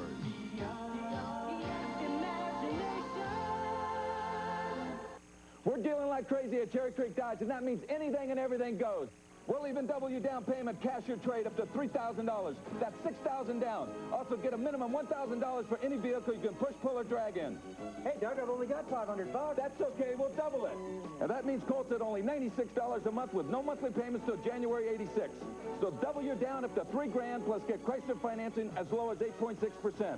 And remember, if Cherry Creek Dodge can't meet or beat any bona fide deal, we'll give you the car. So see us now. Doug King set the kickoff for Lakewood. They have just gone up 37-0 over Cherry Creek. A 62-yard run by John Metcalf, and he was virtually untouched once he got by the tackle on the off-tackle play. And there is a low squib one. Rob Peacock will have it at the 15. He's got a wedge in front of him. Peacock breaks out to the 44. Nice return. First year that Rob Peacock's come out for the Cherry Creek football team. Watch it again. Peacock fields it well, and look at the wedge in front of it.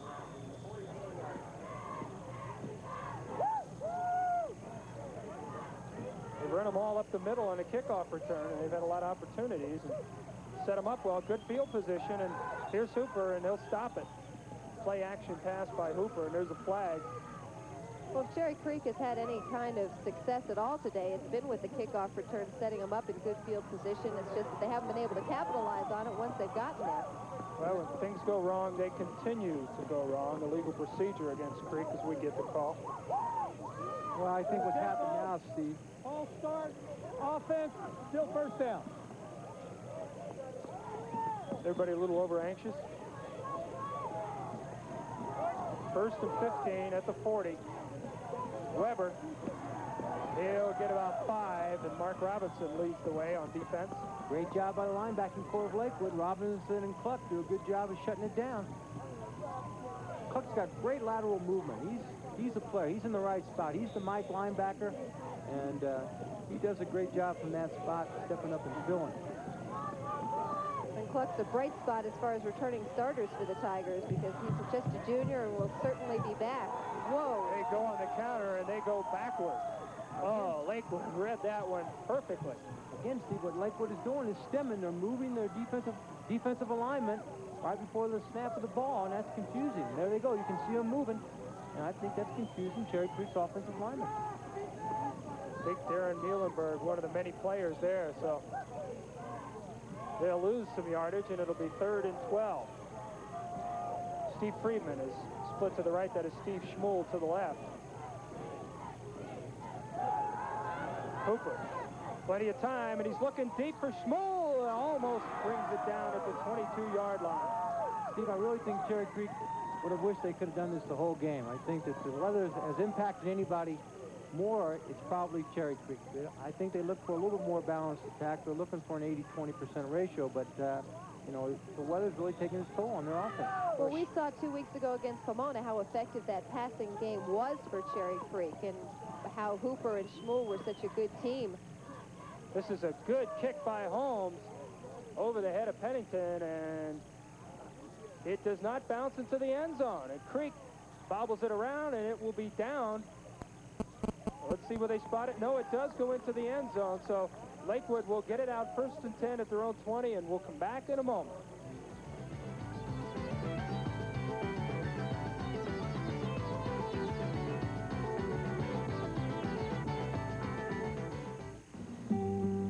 When you have a family of your own, you want to make sure they'll have the things they need, the way you always did.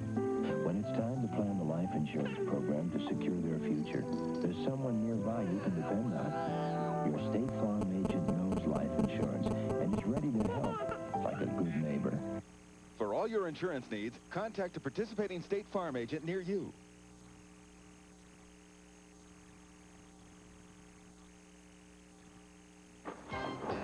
Hey, can't you go to four-wheel drive from inside? Not in this truck!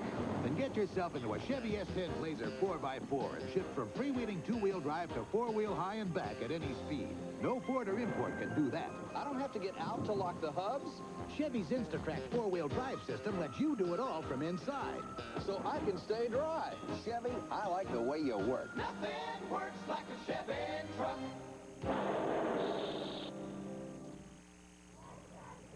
Tigers defense does the job, and they give it back to their offense. 1st and 10 at the 20, and a lot of the guys on defense are back in the huddle again on offense. And you see some of the Creek players trying to stay warm on the sidelines. They've got some heaters out there, but awful tough to stay warm when it's 6 degrees outside. And awful hard to stay warm when you're only on the field for a couple of minutes and then back off again. Well, Tigers didn't waste any time. John Metcalf went 62 yards on their first possession in the third quarter to make it 37-0. This is Metcalf again. And Metcalf trying to turn the corner. He'll gain about 6 or 7. What you're looking for, Steve, down in this area we call critical situation football, is you're looking for 1 or 2 first downs so you get out into the middle of the field and start to open up the offense a little bit. We get a chance to see it when Lakewood comes up. You're going to see the great splits Lakewood take, and that's what's advantageous when you run the full house backfield and the quick openers out of the full house, and that's why they're successful hitting quick in there. And that is Mark Robinson, just powers his way for about 4 more. And he's about a yard short, make that a half yard short of the first down. Lee Reeves is the man who made the stop. The thing that Lakewood has done that's made them successful in an offensive picture of things, Steve, is that they've had good gains on first down, and that leaves their offense sort of intact to do the other things on the second and third, not find themselves in 3rd and long. Here they are, of course, 3rd and short. Vigil, and Vigil is outside for a first down, and had he not slipped, he might have gotten a whole lot more. Again, the fake to Robinson in the middle, everybody bit. And Vigil had some running room, so it's a first down at the 34. I tell you, just like the first time they did that, my eyes bit it. Well, I was there with Robinson. Well, that's exactly what's happened. They're going for the first fake. The linebacker's stepping up, and they're unable to come on pursuit. And the deception is really taking its toll on Cherry Creek and helping the offensive linemen come down on him. Steve Rule got a hand on him and tripped him up, but it is still a first down. Robinson, and he'll go nowhere. Give him a gain of about a yard. Chris Allen there to make the stop. 7:30 to go in the third period. The Lakewood Tigers shocking everyone, leading 37-0. I think they shocked everybody but themselves by making it to this championship game. You know, we've seen things change in Denver. The enrollment is down in a lot of the Jefferson County schools, and Lakewood has suffered as much as everybody. You only get 25, 30 players out, and George Squires has managed to do it. He's got some talented kids. Metcalf breaks a couple of tackles. Nice move out to the 42 before Rob Bigelow drops him there, and it'll be 3rd down and about 3. I think the thing that's happening here, Steve, is Cherry Creek, I'm sure because of the running ability of Lakewood, But for their part, they're not doing a good job of really stepping up and ramping up and bringing people down. I'm sure the cold weather contributes to that fact. Got by Rick Rue and got a couple of more. It's 3rd and 3 as the clock continues to run here in the 3rd period. Vigil just pushes one defender away and gets a first down. Boy, he just gave that guy a forearm shot and decided he was going to get the first down. Jeff Mauder finally makes the stop. Kind of a bump and run there for Vigil.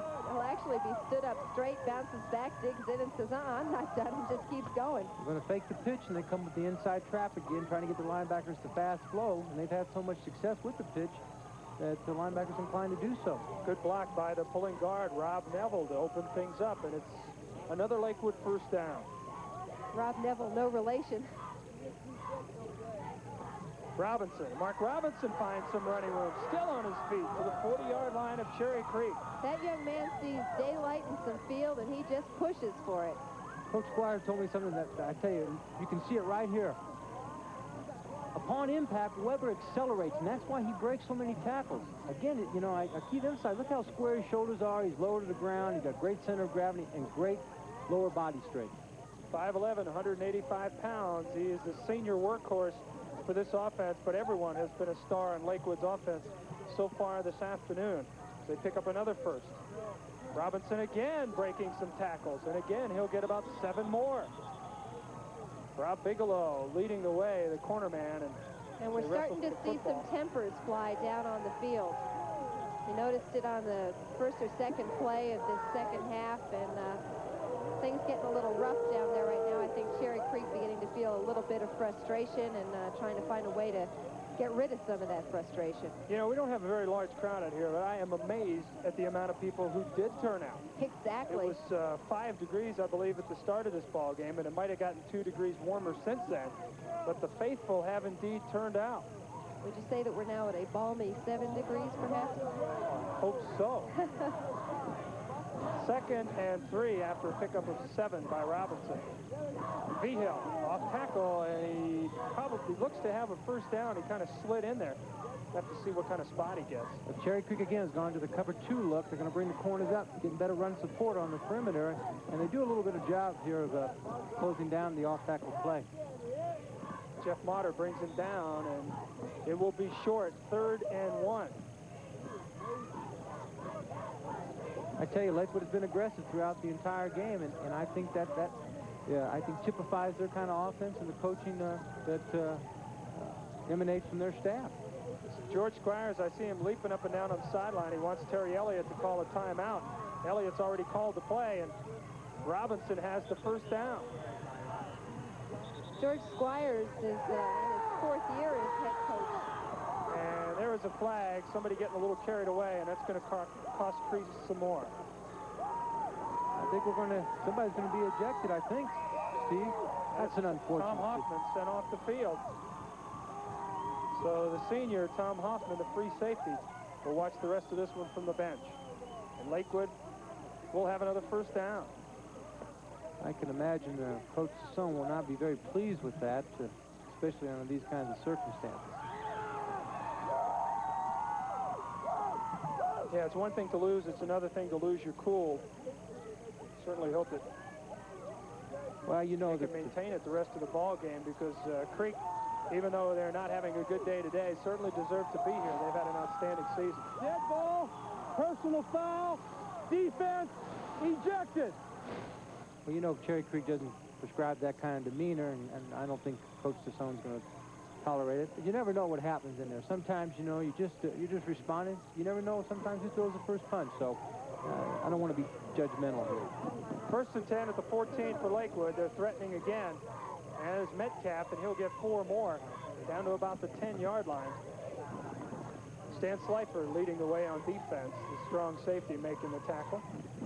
Well, what's happened here, Steve, we talked about it before, is Lakewood is really taking command of the game up front. And that's the thing that Coach Sasson was most fearful of.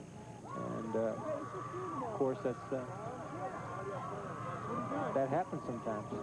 Well, you talk about Darren Muhlenberg, the kind of star of the line there. He's got 3 men up front that he kind of calls his unsung heroes. Furman, Greenwald, and Neville. None of the 3 of them ever started a game before this season, and here they are doing the job against tough Cherry Creek in this one. Mark Robinson gets nothing on the carry, so it'll be 3rd down and 6. Signaling the play from the bench.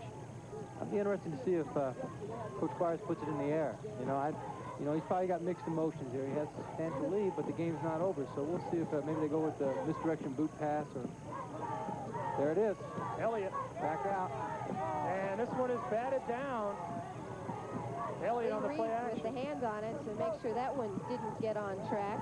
So Lee Reeves coming up with a big defensive play. And now Doug King will come on to attempt another field goal. He hit one in the first half that put him up 24-0.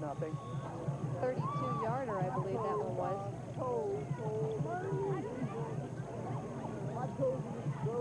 So this one will be about 25, 26 yards, 26 yards, and they'll spot it at the 16.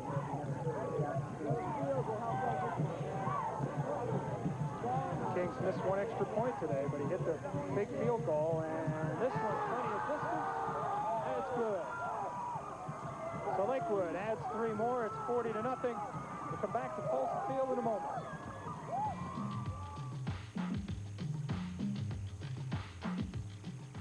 This is today's Chevrolet S10 Blazer. For the fun, for the chores, for the town, or the great outdoors, it's all there for you. Weekends, work, or just plain cruising, Chevy S10 Blazer can do it all with versatility, style, and a touch of fun. No wonder it's America's favorite sport utility vehicle, Chevy S10 Blazer. Drive today, Chevy. Live today, Chevy. Live it. Chevy. Attention skiers, there's never been a better time to buy a brand new pair of 1986 model skis and bindings than today at Gart Brothers. 15 convenient front range locations with every famous brand name, every model, plus the most knowledgeable ski staff anywhere. Try this on for size. A pair of the best recreational all-terrain skis made, the Atomic ARS Ambition HV skis combined with the safety-proven, easy-to-use Solomon 647 ski bindings. Mounted and ready to ski. Save $75 now on the Atomic Solomon Ambition ski package. Only at Gart Brothers, the ski people. Doing anything they can to keep warm here at Folsom Field. It's 6 or 7 degrees here in Boulder. The Lakewood Tigers are certainly feeling plenty warm. They're leading at 40-0 here in the 3rd quarter. Doug King gets set to kick off after he connects on the 26-yard field goal. It's a squibber, touched by Creek, and finally Peacock comes up with it. Peacock slips, and they'll have it first down at the 19-yard line. Well, I think right there, Steve, exemplifies the difference in momentum, because in the previous kickoffs, of course, Cherry Creek was almost broken. Right then, of course, there was quite a few Lakewood jerseys around, and I think they sense the situation for what it is right now. I don't know if you noticed our shot of the sidelines. We saw some Wheatridge cheerleaders over on the Lakewood side help cheering the Tigers on. That was one thing that impressed me this past week about Lakewood and Jefferson County. Lakewood held their pep rally Wednesday before the Thanksgiving break, and all the cheerleaders from all the other Jefferson County schools were there, some football players to help cheer Lakewood on so they would represent Jefferson County to the best of their ability. Hooper dropped back the pass and broke out of the pocket, and a nice gain by Tim Hooper out to the 39-yard line. Some good open field running before Mark Robinson drug him down. You know, there was some question about Hooper going into this game. He had injured his left leg doing the same kind of thing last week in the semifinal round, and certainly looks like it's well healed here. They gave him great protection, just good coverage in the secondary of Lakewood. So Creek with a first down, 39-yard line. There's the draw. Weber's got some running room. Good open field tackle by Vaughn Loudner after a gain of about 7. I think what Lakewood is trying to do here, Steve, is just try to contain Hooper. Let them take the passing game away by defending it instead of rushing. They're only rushing 4 when they're dropping off. Of course, there's 7. I'm trying to just contain him. Tim Regan is wide to the right, Steve Schmuel to the left. Creek line giving Hooper pretty good protection as they go straight up the middle. And they'll get 1 or 2, and that's about it. Jim Pluck leading the way from his linebacker spot. Well, I think that Cherry Creek was hoping that Lakewood was anticipating pass and backing off the backers, but that didn't happen. They did a good job of stepping up and shutting down. I tell you, Buck's doing a good job right there in the middle. He's playing the run so well today. T.J. Wilscombe with his first carry of the afternoon. Fred Tassone will make sure everybody gets into this ball game. You don't get many opportunities to go to the state championship. Whether you win or lose, it's a great thrill to be here. 3rd and 1, and Hooper wants a timeout.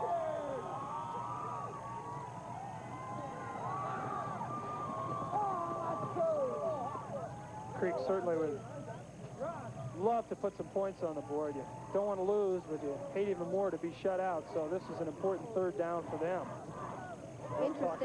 Interesting to note, George Squires with the Lakewood Tigers in his 4th year as head coach, and Fred Tassone with 23 long, hard years behind him. It was in Tassone's first year, 1962, that Cherry Creek also went to the playoffs and were defeated by Lakewood. That was in the opening round. So Mr. Tassone has been up against the Tigers before. Well, Fred says he remembers when his school was like Lakewood, when they had very few players, and Lakewood, of course, was back in those years was when Jefferson County was just blossoming, and they had more than enough students to go around. You were mentioning the numbers before.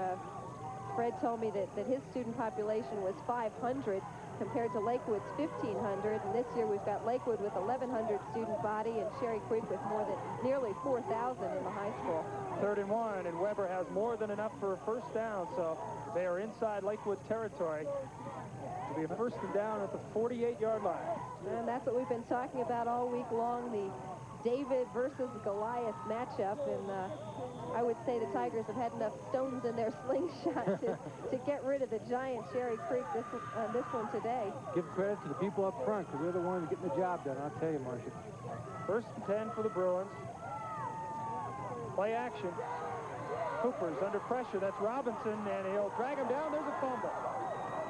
And one of the Creek linemen falls on it. Boy, quick pursuit by number 32, Mark Robinson. He's been carrying the ball offensively and from his linebacker spot doing so many things here in this one today. Number 32 is the one to watch because he gives chase. Well, Coach Tassone told me earlier in the week that if Lakewood had a weakness, it might be in the secondary by their alignment, but they've never really had a chance to open up the offense and throw the football. Tom Weiss was the man who recovered the fumble, and that is the end of 3 periods of play, and the Lakewood Tigers, with 12 minutes to go, will claim the 4A state title. We'll come back for the final quarter right after this.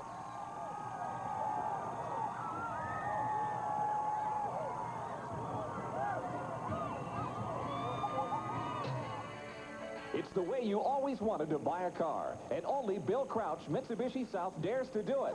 Buy or lease any 85 Mitsubishi in stock, new or demo, car or truck, and if you change your mind after 3 days or 72 hours, you can return it to Bill Crouch Mitsubishi South. You heard right. It's your privilege to return it. That's an option no other car dealer in Colorado is willing to offer. But we're that positive, you'll fall in love with America's fastest growing import. So like it or don't buy it. It's that easy, only at Bill Crouch Mitsubishi South. Homecrafters Warehouse is going out of business in Denver. Save 33 to 50% on brand name paint, ceiling fans, heaters, tools, hardware, and everything in stock for home or garden use. When these savings are gone, they're gone for good because Homecrafters Warehouse is closing its doors. It's the chance of a lifetime to save on everything for the contractor and do-it-yourselfer. Homecrafters Warehouse, out of business sale right now.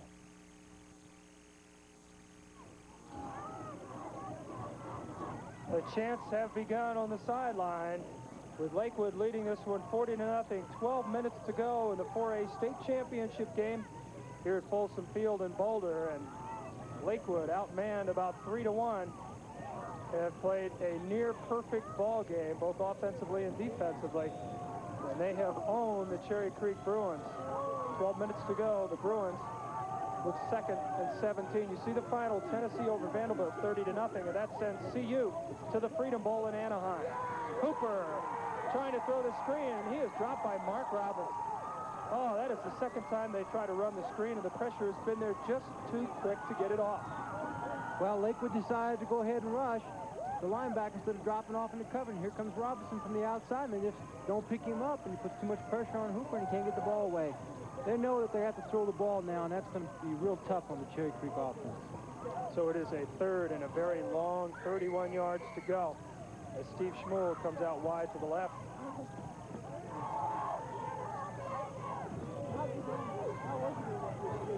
There's the draw to Weber. Some room over the middle, and Weber will get out to about the 44-yard line. Wade Anderson was there along with Robinson and a couple of other players for Lakewood, Von Loudner. Well, we avoided the storm here today. Thought we might have from 6 to 12 inches of snow on the field by the time we kicked this one off, but certainly Cherry Creek has not avoided the storm. The Tigers have been able to whirl it around and make everything happen their way on this afternoon. 4th and 18 and nothing to lose. They're going to go for it. Tim Regan is the man wide to the right. Holmes is in the slot. Hooper feels the heat, tries to roll out. Hooper's got some running room, and he will not get the first down.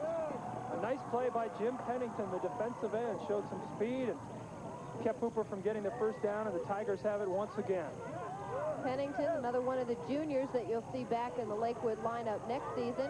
Of course, I think Coach George Squires hoping that a successful year as they have had this year will help them to increase their numbers for next season. I think that's what normally happens for a team. You have a lot more young men interested in joining a winning program. So we'll see how many Lakewood can rally around in the 86 season. First down at the Creek 49. Straight dive by Robinson. He just keeps fighting. Every time he's got the ball, he gets about 5 more up the middle.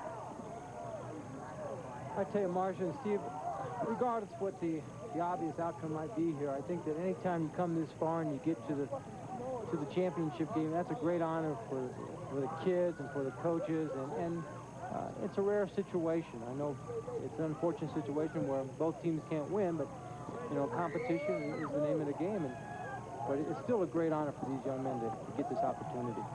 When you think of the class and the fine teams that these Bruins and Tigers have had to go up against just to get to this point. You had Denver Prep League with some excellent entrants in Thomas Jefferson and Denver East this year, and agreeing with your assessment, I guess, Dominic. You know what I'd like to research and find out, Marsh? I'd like to see how many teams who won the state championship weren't number 1 teams out of their league. You know, last year we were fortunate enough to win it. We were number 3. And now we have number 2 team, the number 2 team out of Jeffco and Centennial coming in here. So I think that's what's great about the way the playoff system is set up. You know, you start with your 16 teams, and you give some young men an opportunity to progress through the season and reach their potential and hopefully peak at the right time. Dominic, question for you. You were in the underdog situation last year. You were looking at pretty certain victory around the end of the 4th quarter. We've got 9.5 minutes to go in this one.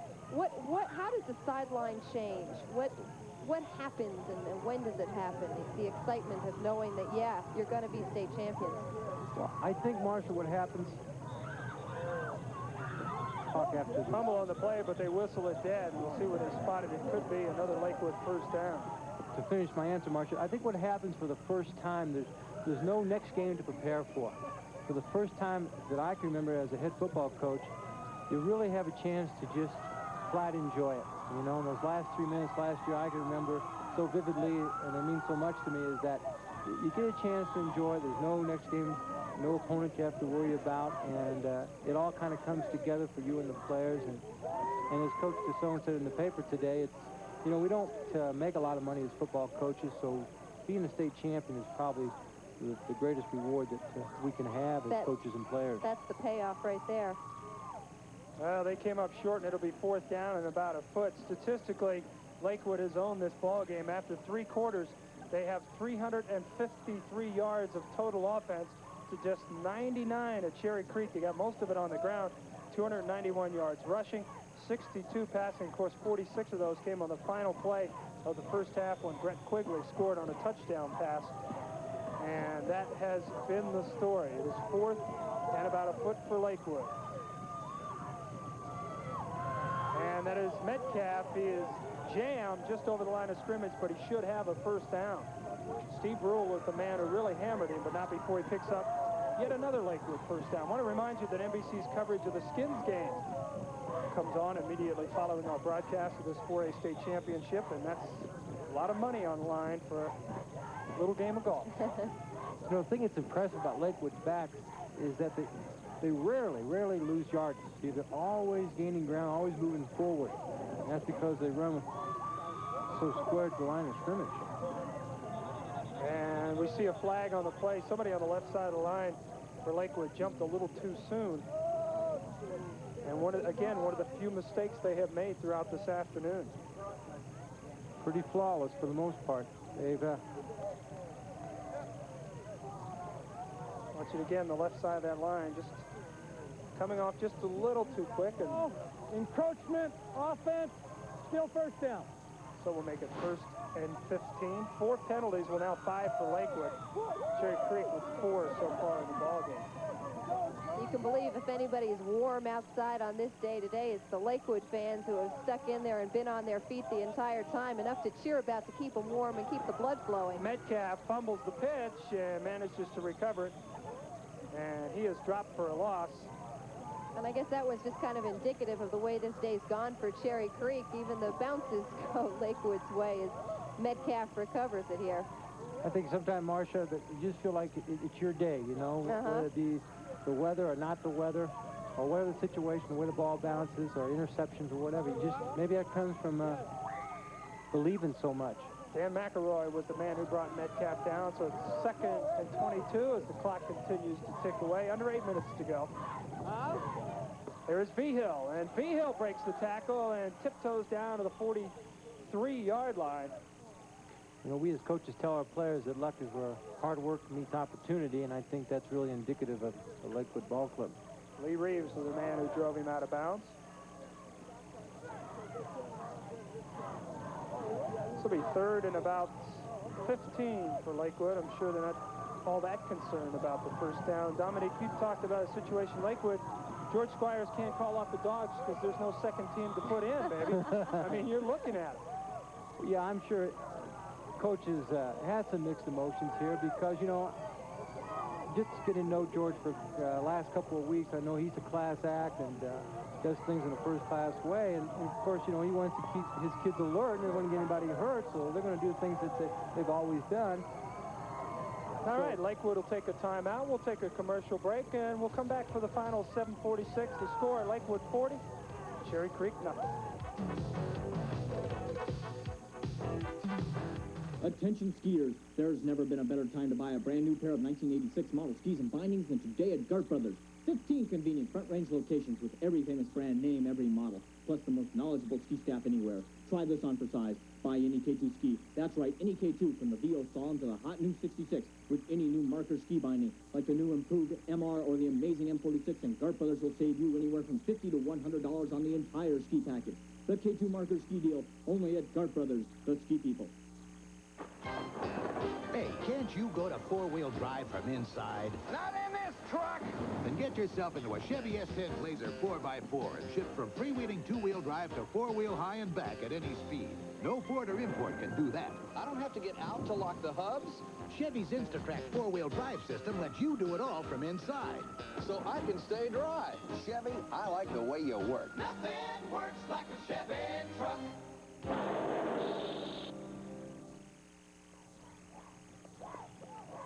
Third and 15 for the Lakewood Tigers. 7:46 to go in the ball game, and I know this is an afternoon these men will remember for many, many years to come.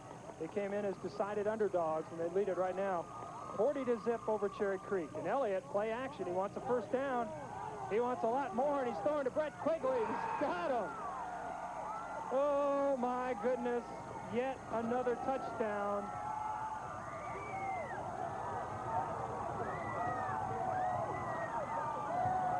Well, we saw that combination on the final play of the first half when they were up 24-0, and they do it again. Good play action fake, and Elliott had all the time in the world. I personally think that Cherry Creek just didn't think they were going to throw the football, and they got caught napping. So 46 yards on the first pass. This one 43 yards to Brett Quigley.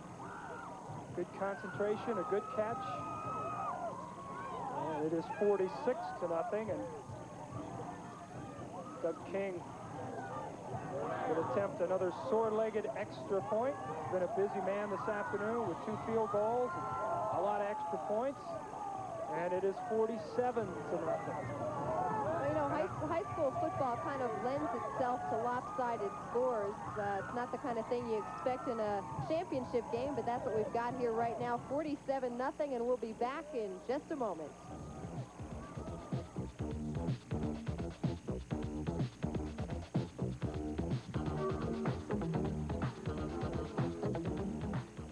Think snow. Front wheels and 4 wheels at Tynan's.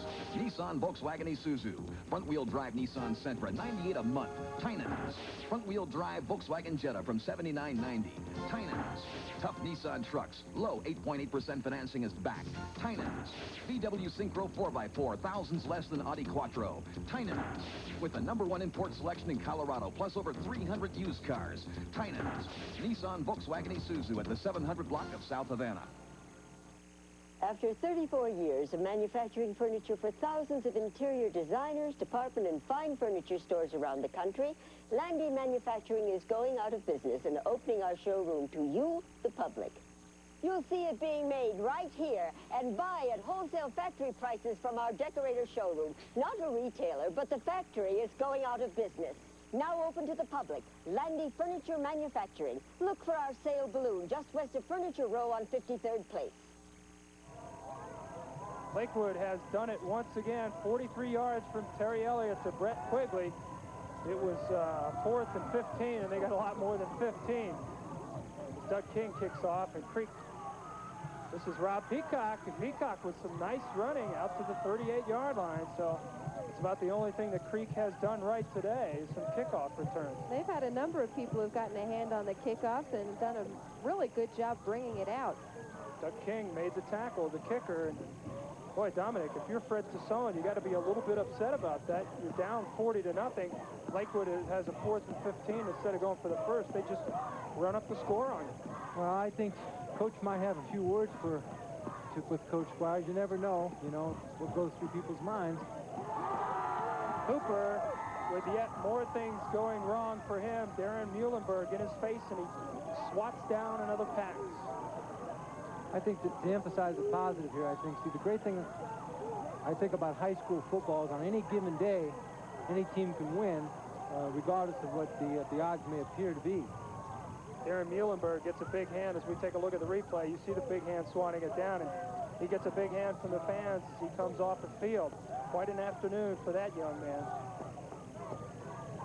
Weber will get about 2, and that's it. Boy, Dan Weber, we have not called his name much today. He is a guy who has done so much for that Bruins offense throughout the season. But when you get down like that awful quick, you have to change things. And he normally is most of their game plan. He has not been this afternoon. Well, obviously he's been rendered ineffective because, as you point out, they've had to change their game plan, had to try to resort to throwing the ball, and the weather hasn't been very gracious to him. Cooper under the heat again, and trying to get outside. He does turn the corner, throws it, and it is complete. That one is complete to Mark Holmes. Nice catch by Mark Holmes. Brad Hunt was there to defend against him. Nice job by Hooper with the rollout and the patience to wait until he was in the right spot and Holmes was in the right spot. You know, Steve, even when Cherry Creek has had some success, it's always been under duress. They really haven't taken command of the game.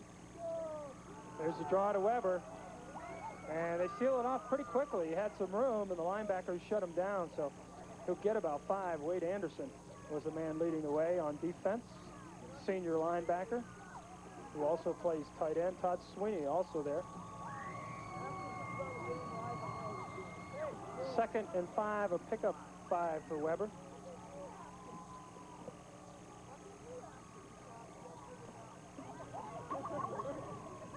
Tim Regan is the wide out on the right side. Steve Schmuel to the left.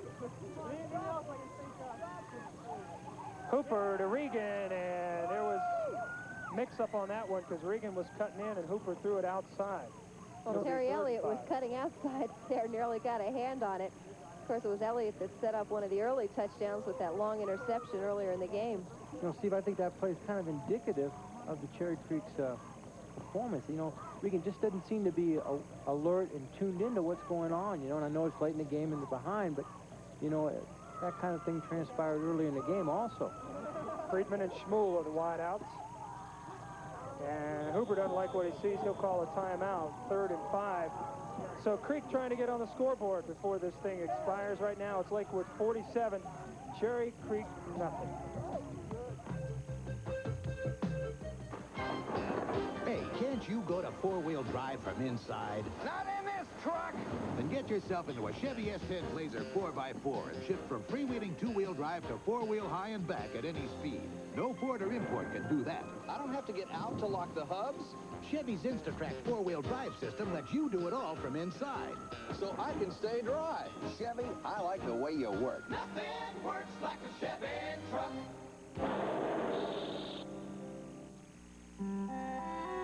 The smiles and the laughter, all the love that they bring. When they come into your life, it can change everything.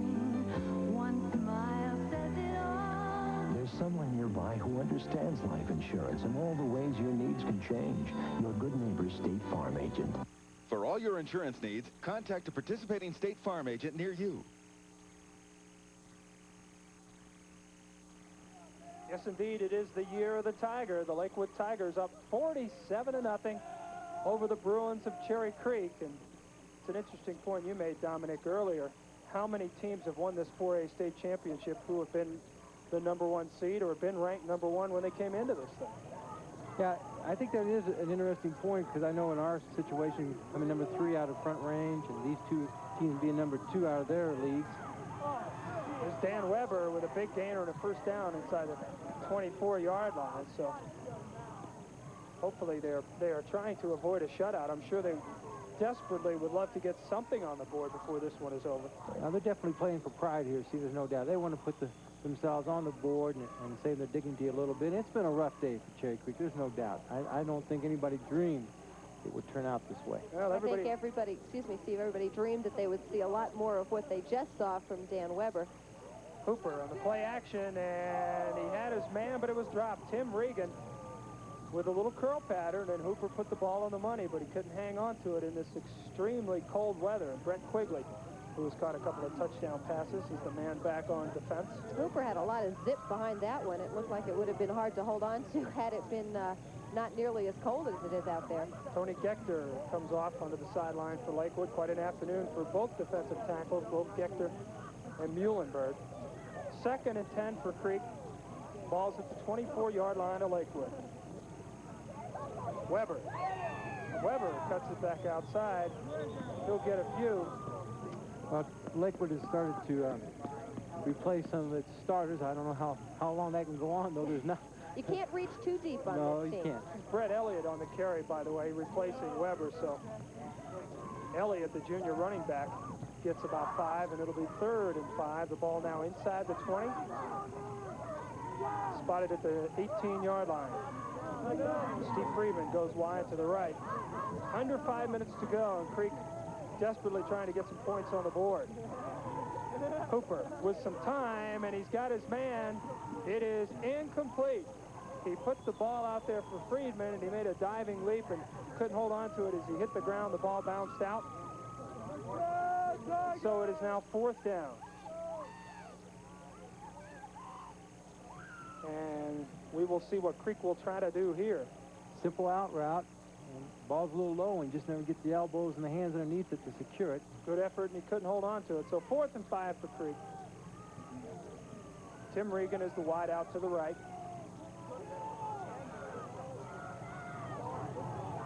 Play action. Hooper, he wants to run it for the first down, and he's got it. And then some. Tim Hooper to the 4. It'll be 1st and goal.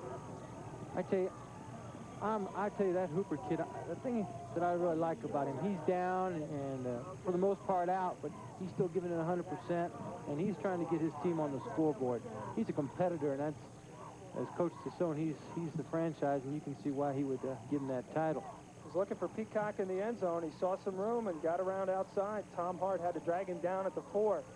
So with 4:26 to go, Creek trying to avoid a shutout, and they stacked that one up.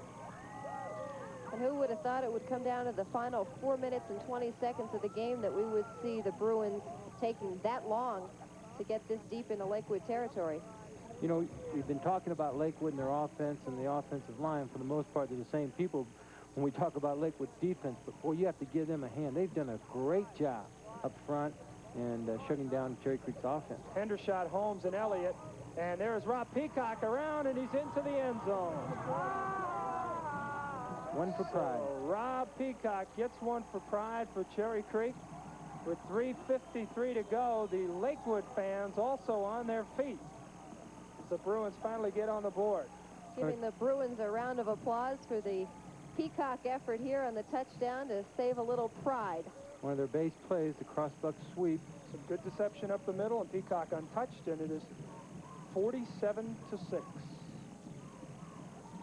Steve, well, we got a couple of seconds here. I tell you, there's a couple of people. I'd like to thank Coach Tarver and Coach Carter and Coach Clack and Tassone and Squires and Moats for allowing me to come into their schools, get to know their program. It's made my job a lot easier, and for that, I really appreciate their hospitality. Creek will go for two. Nothing to lose, and this is Elliott, and he goes into the end zone. So Creek makes it 47-8. I want to thank our director, Mike Jackson, who's done a superb job throughout these playoff games. Our technical crew, as well as our spotter, Tony Slavic, who's kept us informed of all the stats. And the stat right now is Lakewood 47, Cherry Creek 8. We'll come back for the final 3:53. Stay with us.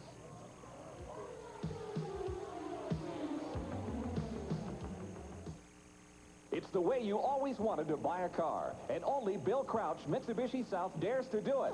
Buy or lease any 85 Mitsubishi in stock, new or demo, car or truck, and if you change your mind after 3 days or 72 hours, you can return it to Bill Crouch Mitsubishi South. You heard right. It's your privilege to return it. That's an option no other car dealer in Colorado is willing to offer. But we're that positive, you'll fall in love with America's fastest growing import. So like it or don't buy it. It's that easy, only at Bill Crouch Mitsubishi South. Make your Christmas holidays more meaningful this year by attending Riverside Baptist Church annual Christmas in Colorado pageant. In a labor of love and dedication, literally hundreds have combined their talents of music, drama, and craft to present the story of Christ in a stirring dramatic production. Plan to attend performances each evening at 7 p.m., Thursday, December 12th through Sunday, December the 15th. A matinee performance is scheduled for Sunday, December the 15th at 2 p.m. Please call this number for ticket information, 455-1943.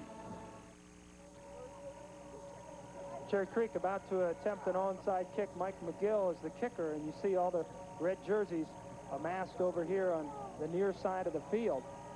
Try and get some more points as he gets by the official, and it's bobbled around and recovered by Lakewood as you see the penalty flag at about the 45-yard line. Usually in that situation, that means offside.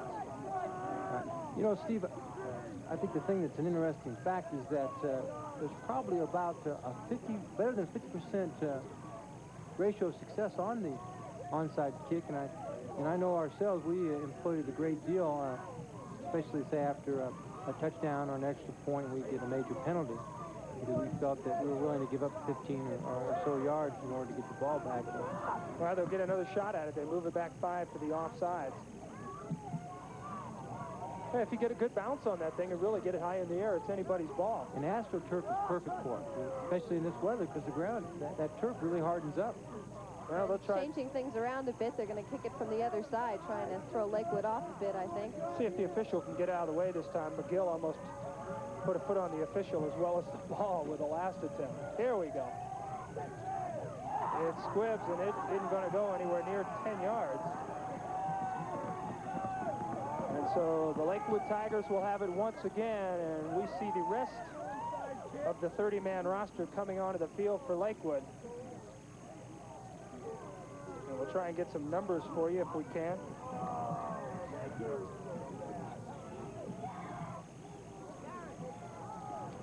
Got a new quarterback in for the Tigers, number 12, and surprisingly, with so few people on the roster, I can't. There we go. John Peters is the quarterback.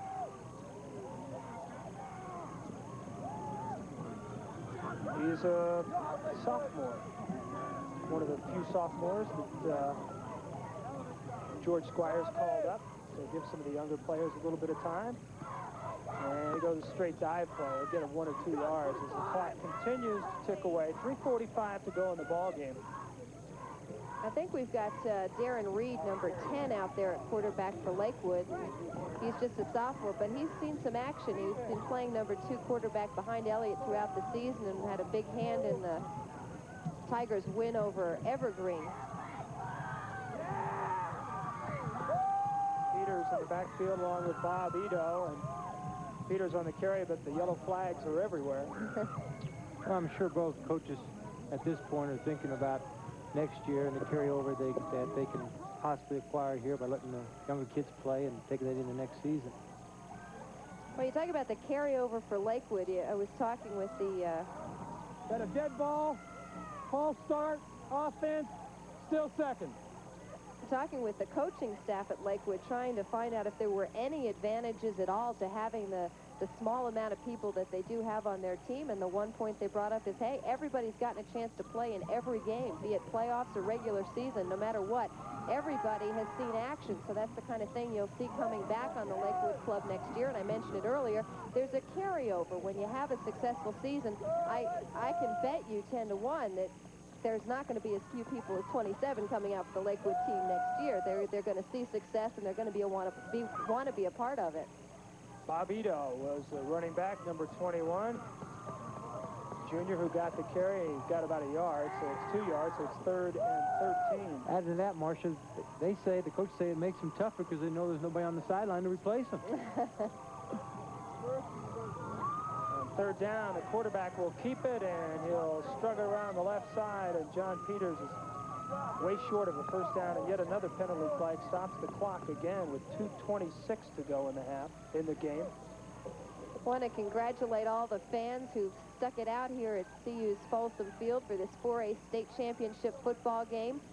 We still got some fans bundled up for Cherry Creek supporting their team, which will finish the state runners-up in this 1985 season. Really, congratulations to both teams for having made it to this ball game. It certainly is a big honor just to be here and playing in the big one for all the marbles. It's Lakewood, which has had it all together here today. Well, Marshall, while we're throwing bouquets, I'd like to thank you and Steve for the professionalism you've extended me. I've really enjoyed it, and it's been a great honor. Well, Dominic, you've helped to save our vocal cords, so we don't have to talk quite so much, so we certainly appreciate that. And Lakewood trying to down the punt before it goes in the end zone, and we have a flag, and they do rule it going into the end zone. We'll see who the marker's on. And getting close to the end, 2:04 remaining in the ball game. Tigers have really owned this one all afternoon. You know, you talk about Cherry Creek and being such a power, you know, throughout the state in so many sports. Last year, the football team finished only at 5-4. You're talking about a club that's turned around a dreadful 84 season and come back to the state playoffs and made it into this championship game here in 85. It's not often you think of Cherry Creek and the kind of programs they have of having to do something like that, but the turnaround has been tremendous for the Bruins. So the Bruins with another opportunity, and they break a long one. This one's going out to the 35-yard line. Well, Marsh, talking to Coach Son earlier in the week, he told me that even though he has 22 returning lettermen, only 7 of them were starters. So you're right. He's really done a great job of turning that program around from last year and making it to the state finals. Well, we have got under 2 minutes remaining in this game. The Lakewood Tigers leading Cherry Creek 47-8. The last time Lakewood won the state championship was back in 1968. It's been a long time between titles for this team. And the Creek quarterback pulled down from behind. That is David Page now in for Tim Hooper, and he tried to run for the first down and won't get it. It's been a fun afternoon if you're a Lakewood Tigers fan. Well, they came out quick, and the turnovers were fast and furious in the first period with a lot more snow on the field and very cold, and Tigers turned them into a couple of quick touchdowns, and after that the offense just controlled the ball throughout the rest of the game. They ran inside, they ran outside, threw a couple of long touchdown passes, and they really caught Cherry Creek off guard. I don't think the Bruins expected what they faced offensively. The defensive ends who we saw dominate against Pomona were really shut down. I think the play action, Dominic, as you said, froze them. They didn't know which way to react, and they had Lakewood offensive line did a good job of keeping the defensive ends from getting the pressure. They pitched it outside, and it has been pretty much all Lakewood this afternoon. Page again. Plenty of time now. He's flushed out of the pocket, and he throws it, and it's intercepted. And guess who's on the receiving end of the interception? Mr. Terry Elliott. Terry Elliott, the senior quarterback and defensive back, with his second interception of the day. A great moment for the men in the orange and white and black as the celebration continues. We're down to under a minute left in the ball game. I tell you, I was out at Lakewood High School for their pep rally to kind of get them going for this one. I've never seen so much excitement from a group of young people in my life. I kind of am worried about how exactly they're going to react to this one if the preparation was as active and vocal as it was.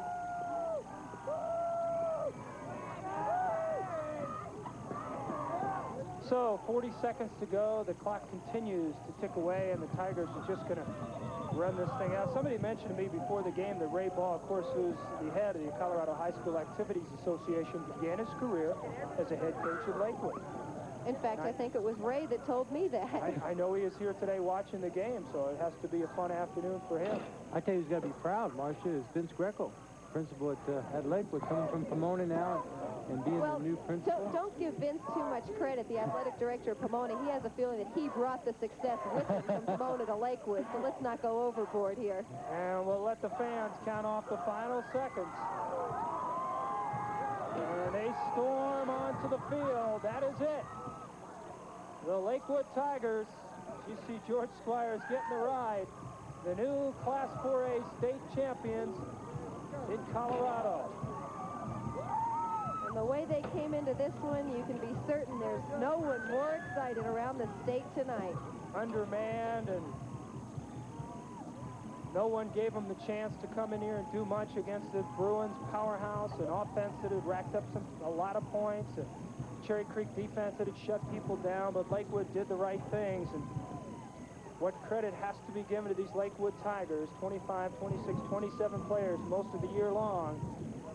Some tired young men who have really done an outstanding job for Lakewood, and they have carried them to the 4A state championship. Well, I tell you, Steve, I think the thing that's impressive about Lakewood is they do the fundamental things right. Bruce Stokeland, the offensive line, coaches every day, every week they work on fundamentals, and that's basically how they beat Cherry Creek, just doing the fundamental things right, blocking and tackling. And so, Channel 4 salutes the 1985 4A state champion Lakewood Tigers. This afternoon's game has been brought to you by your participating State Farm agent. Like a good neighbor, State Farm is there. By Chevrolet, who invites you to live the style, performance, and fun of Chevrolet in '86. By Gart Brothers. Winter, spring, summer, and fall, Gart Brothers has it all. By Bill Kraut's Mitsubishi South, a good place to get your car. By Budget Tapes and Records with 19 locations in Metro Denver.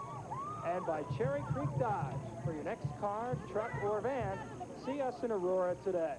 We hope you've enjoyed our playoff coverage of these high school games, and want to take a moment to thank the crew that's worked on these games. Done an outstanding job.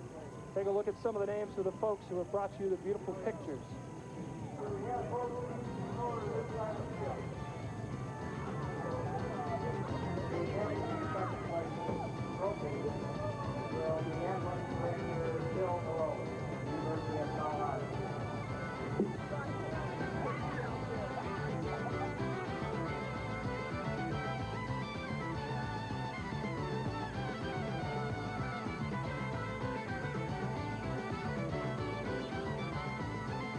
To you getting a date.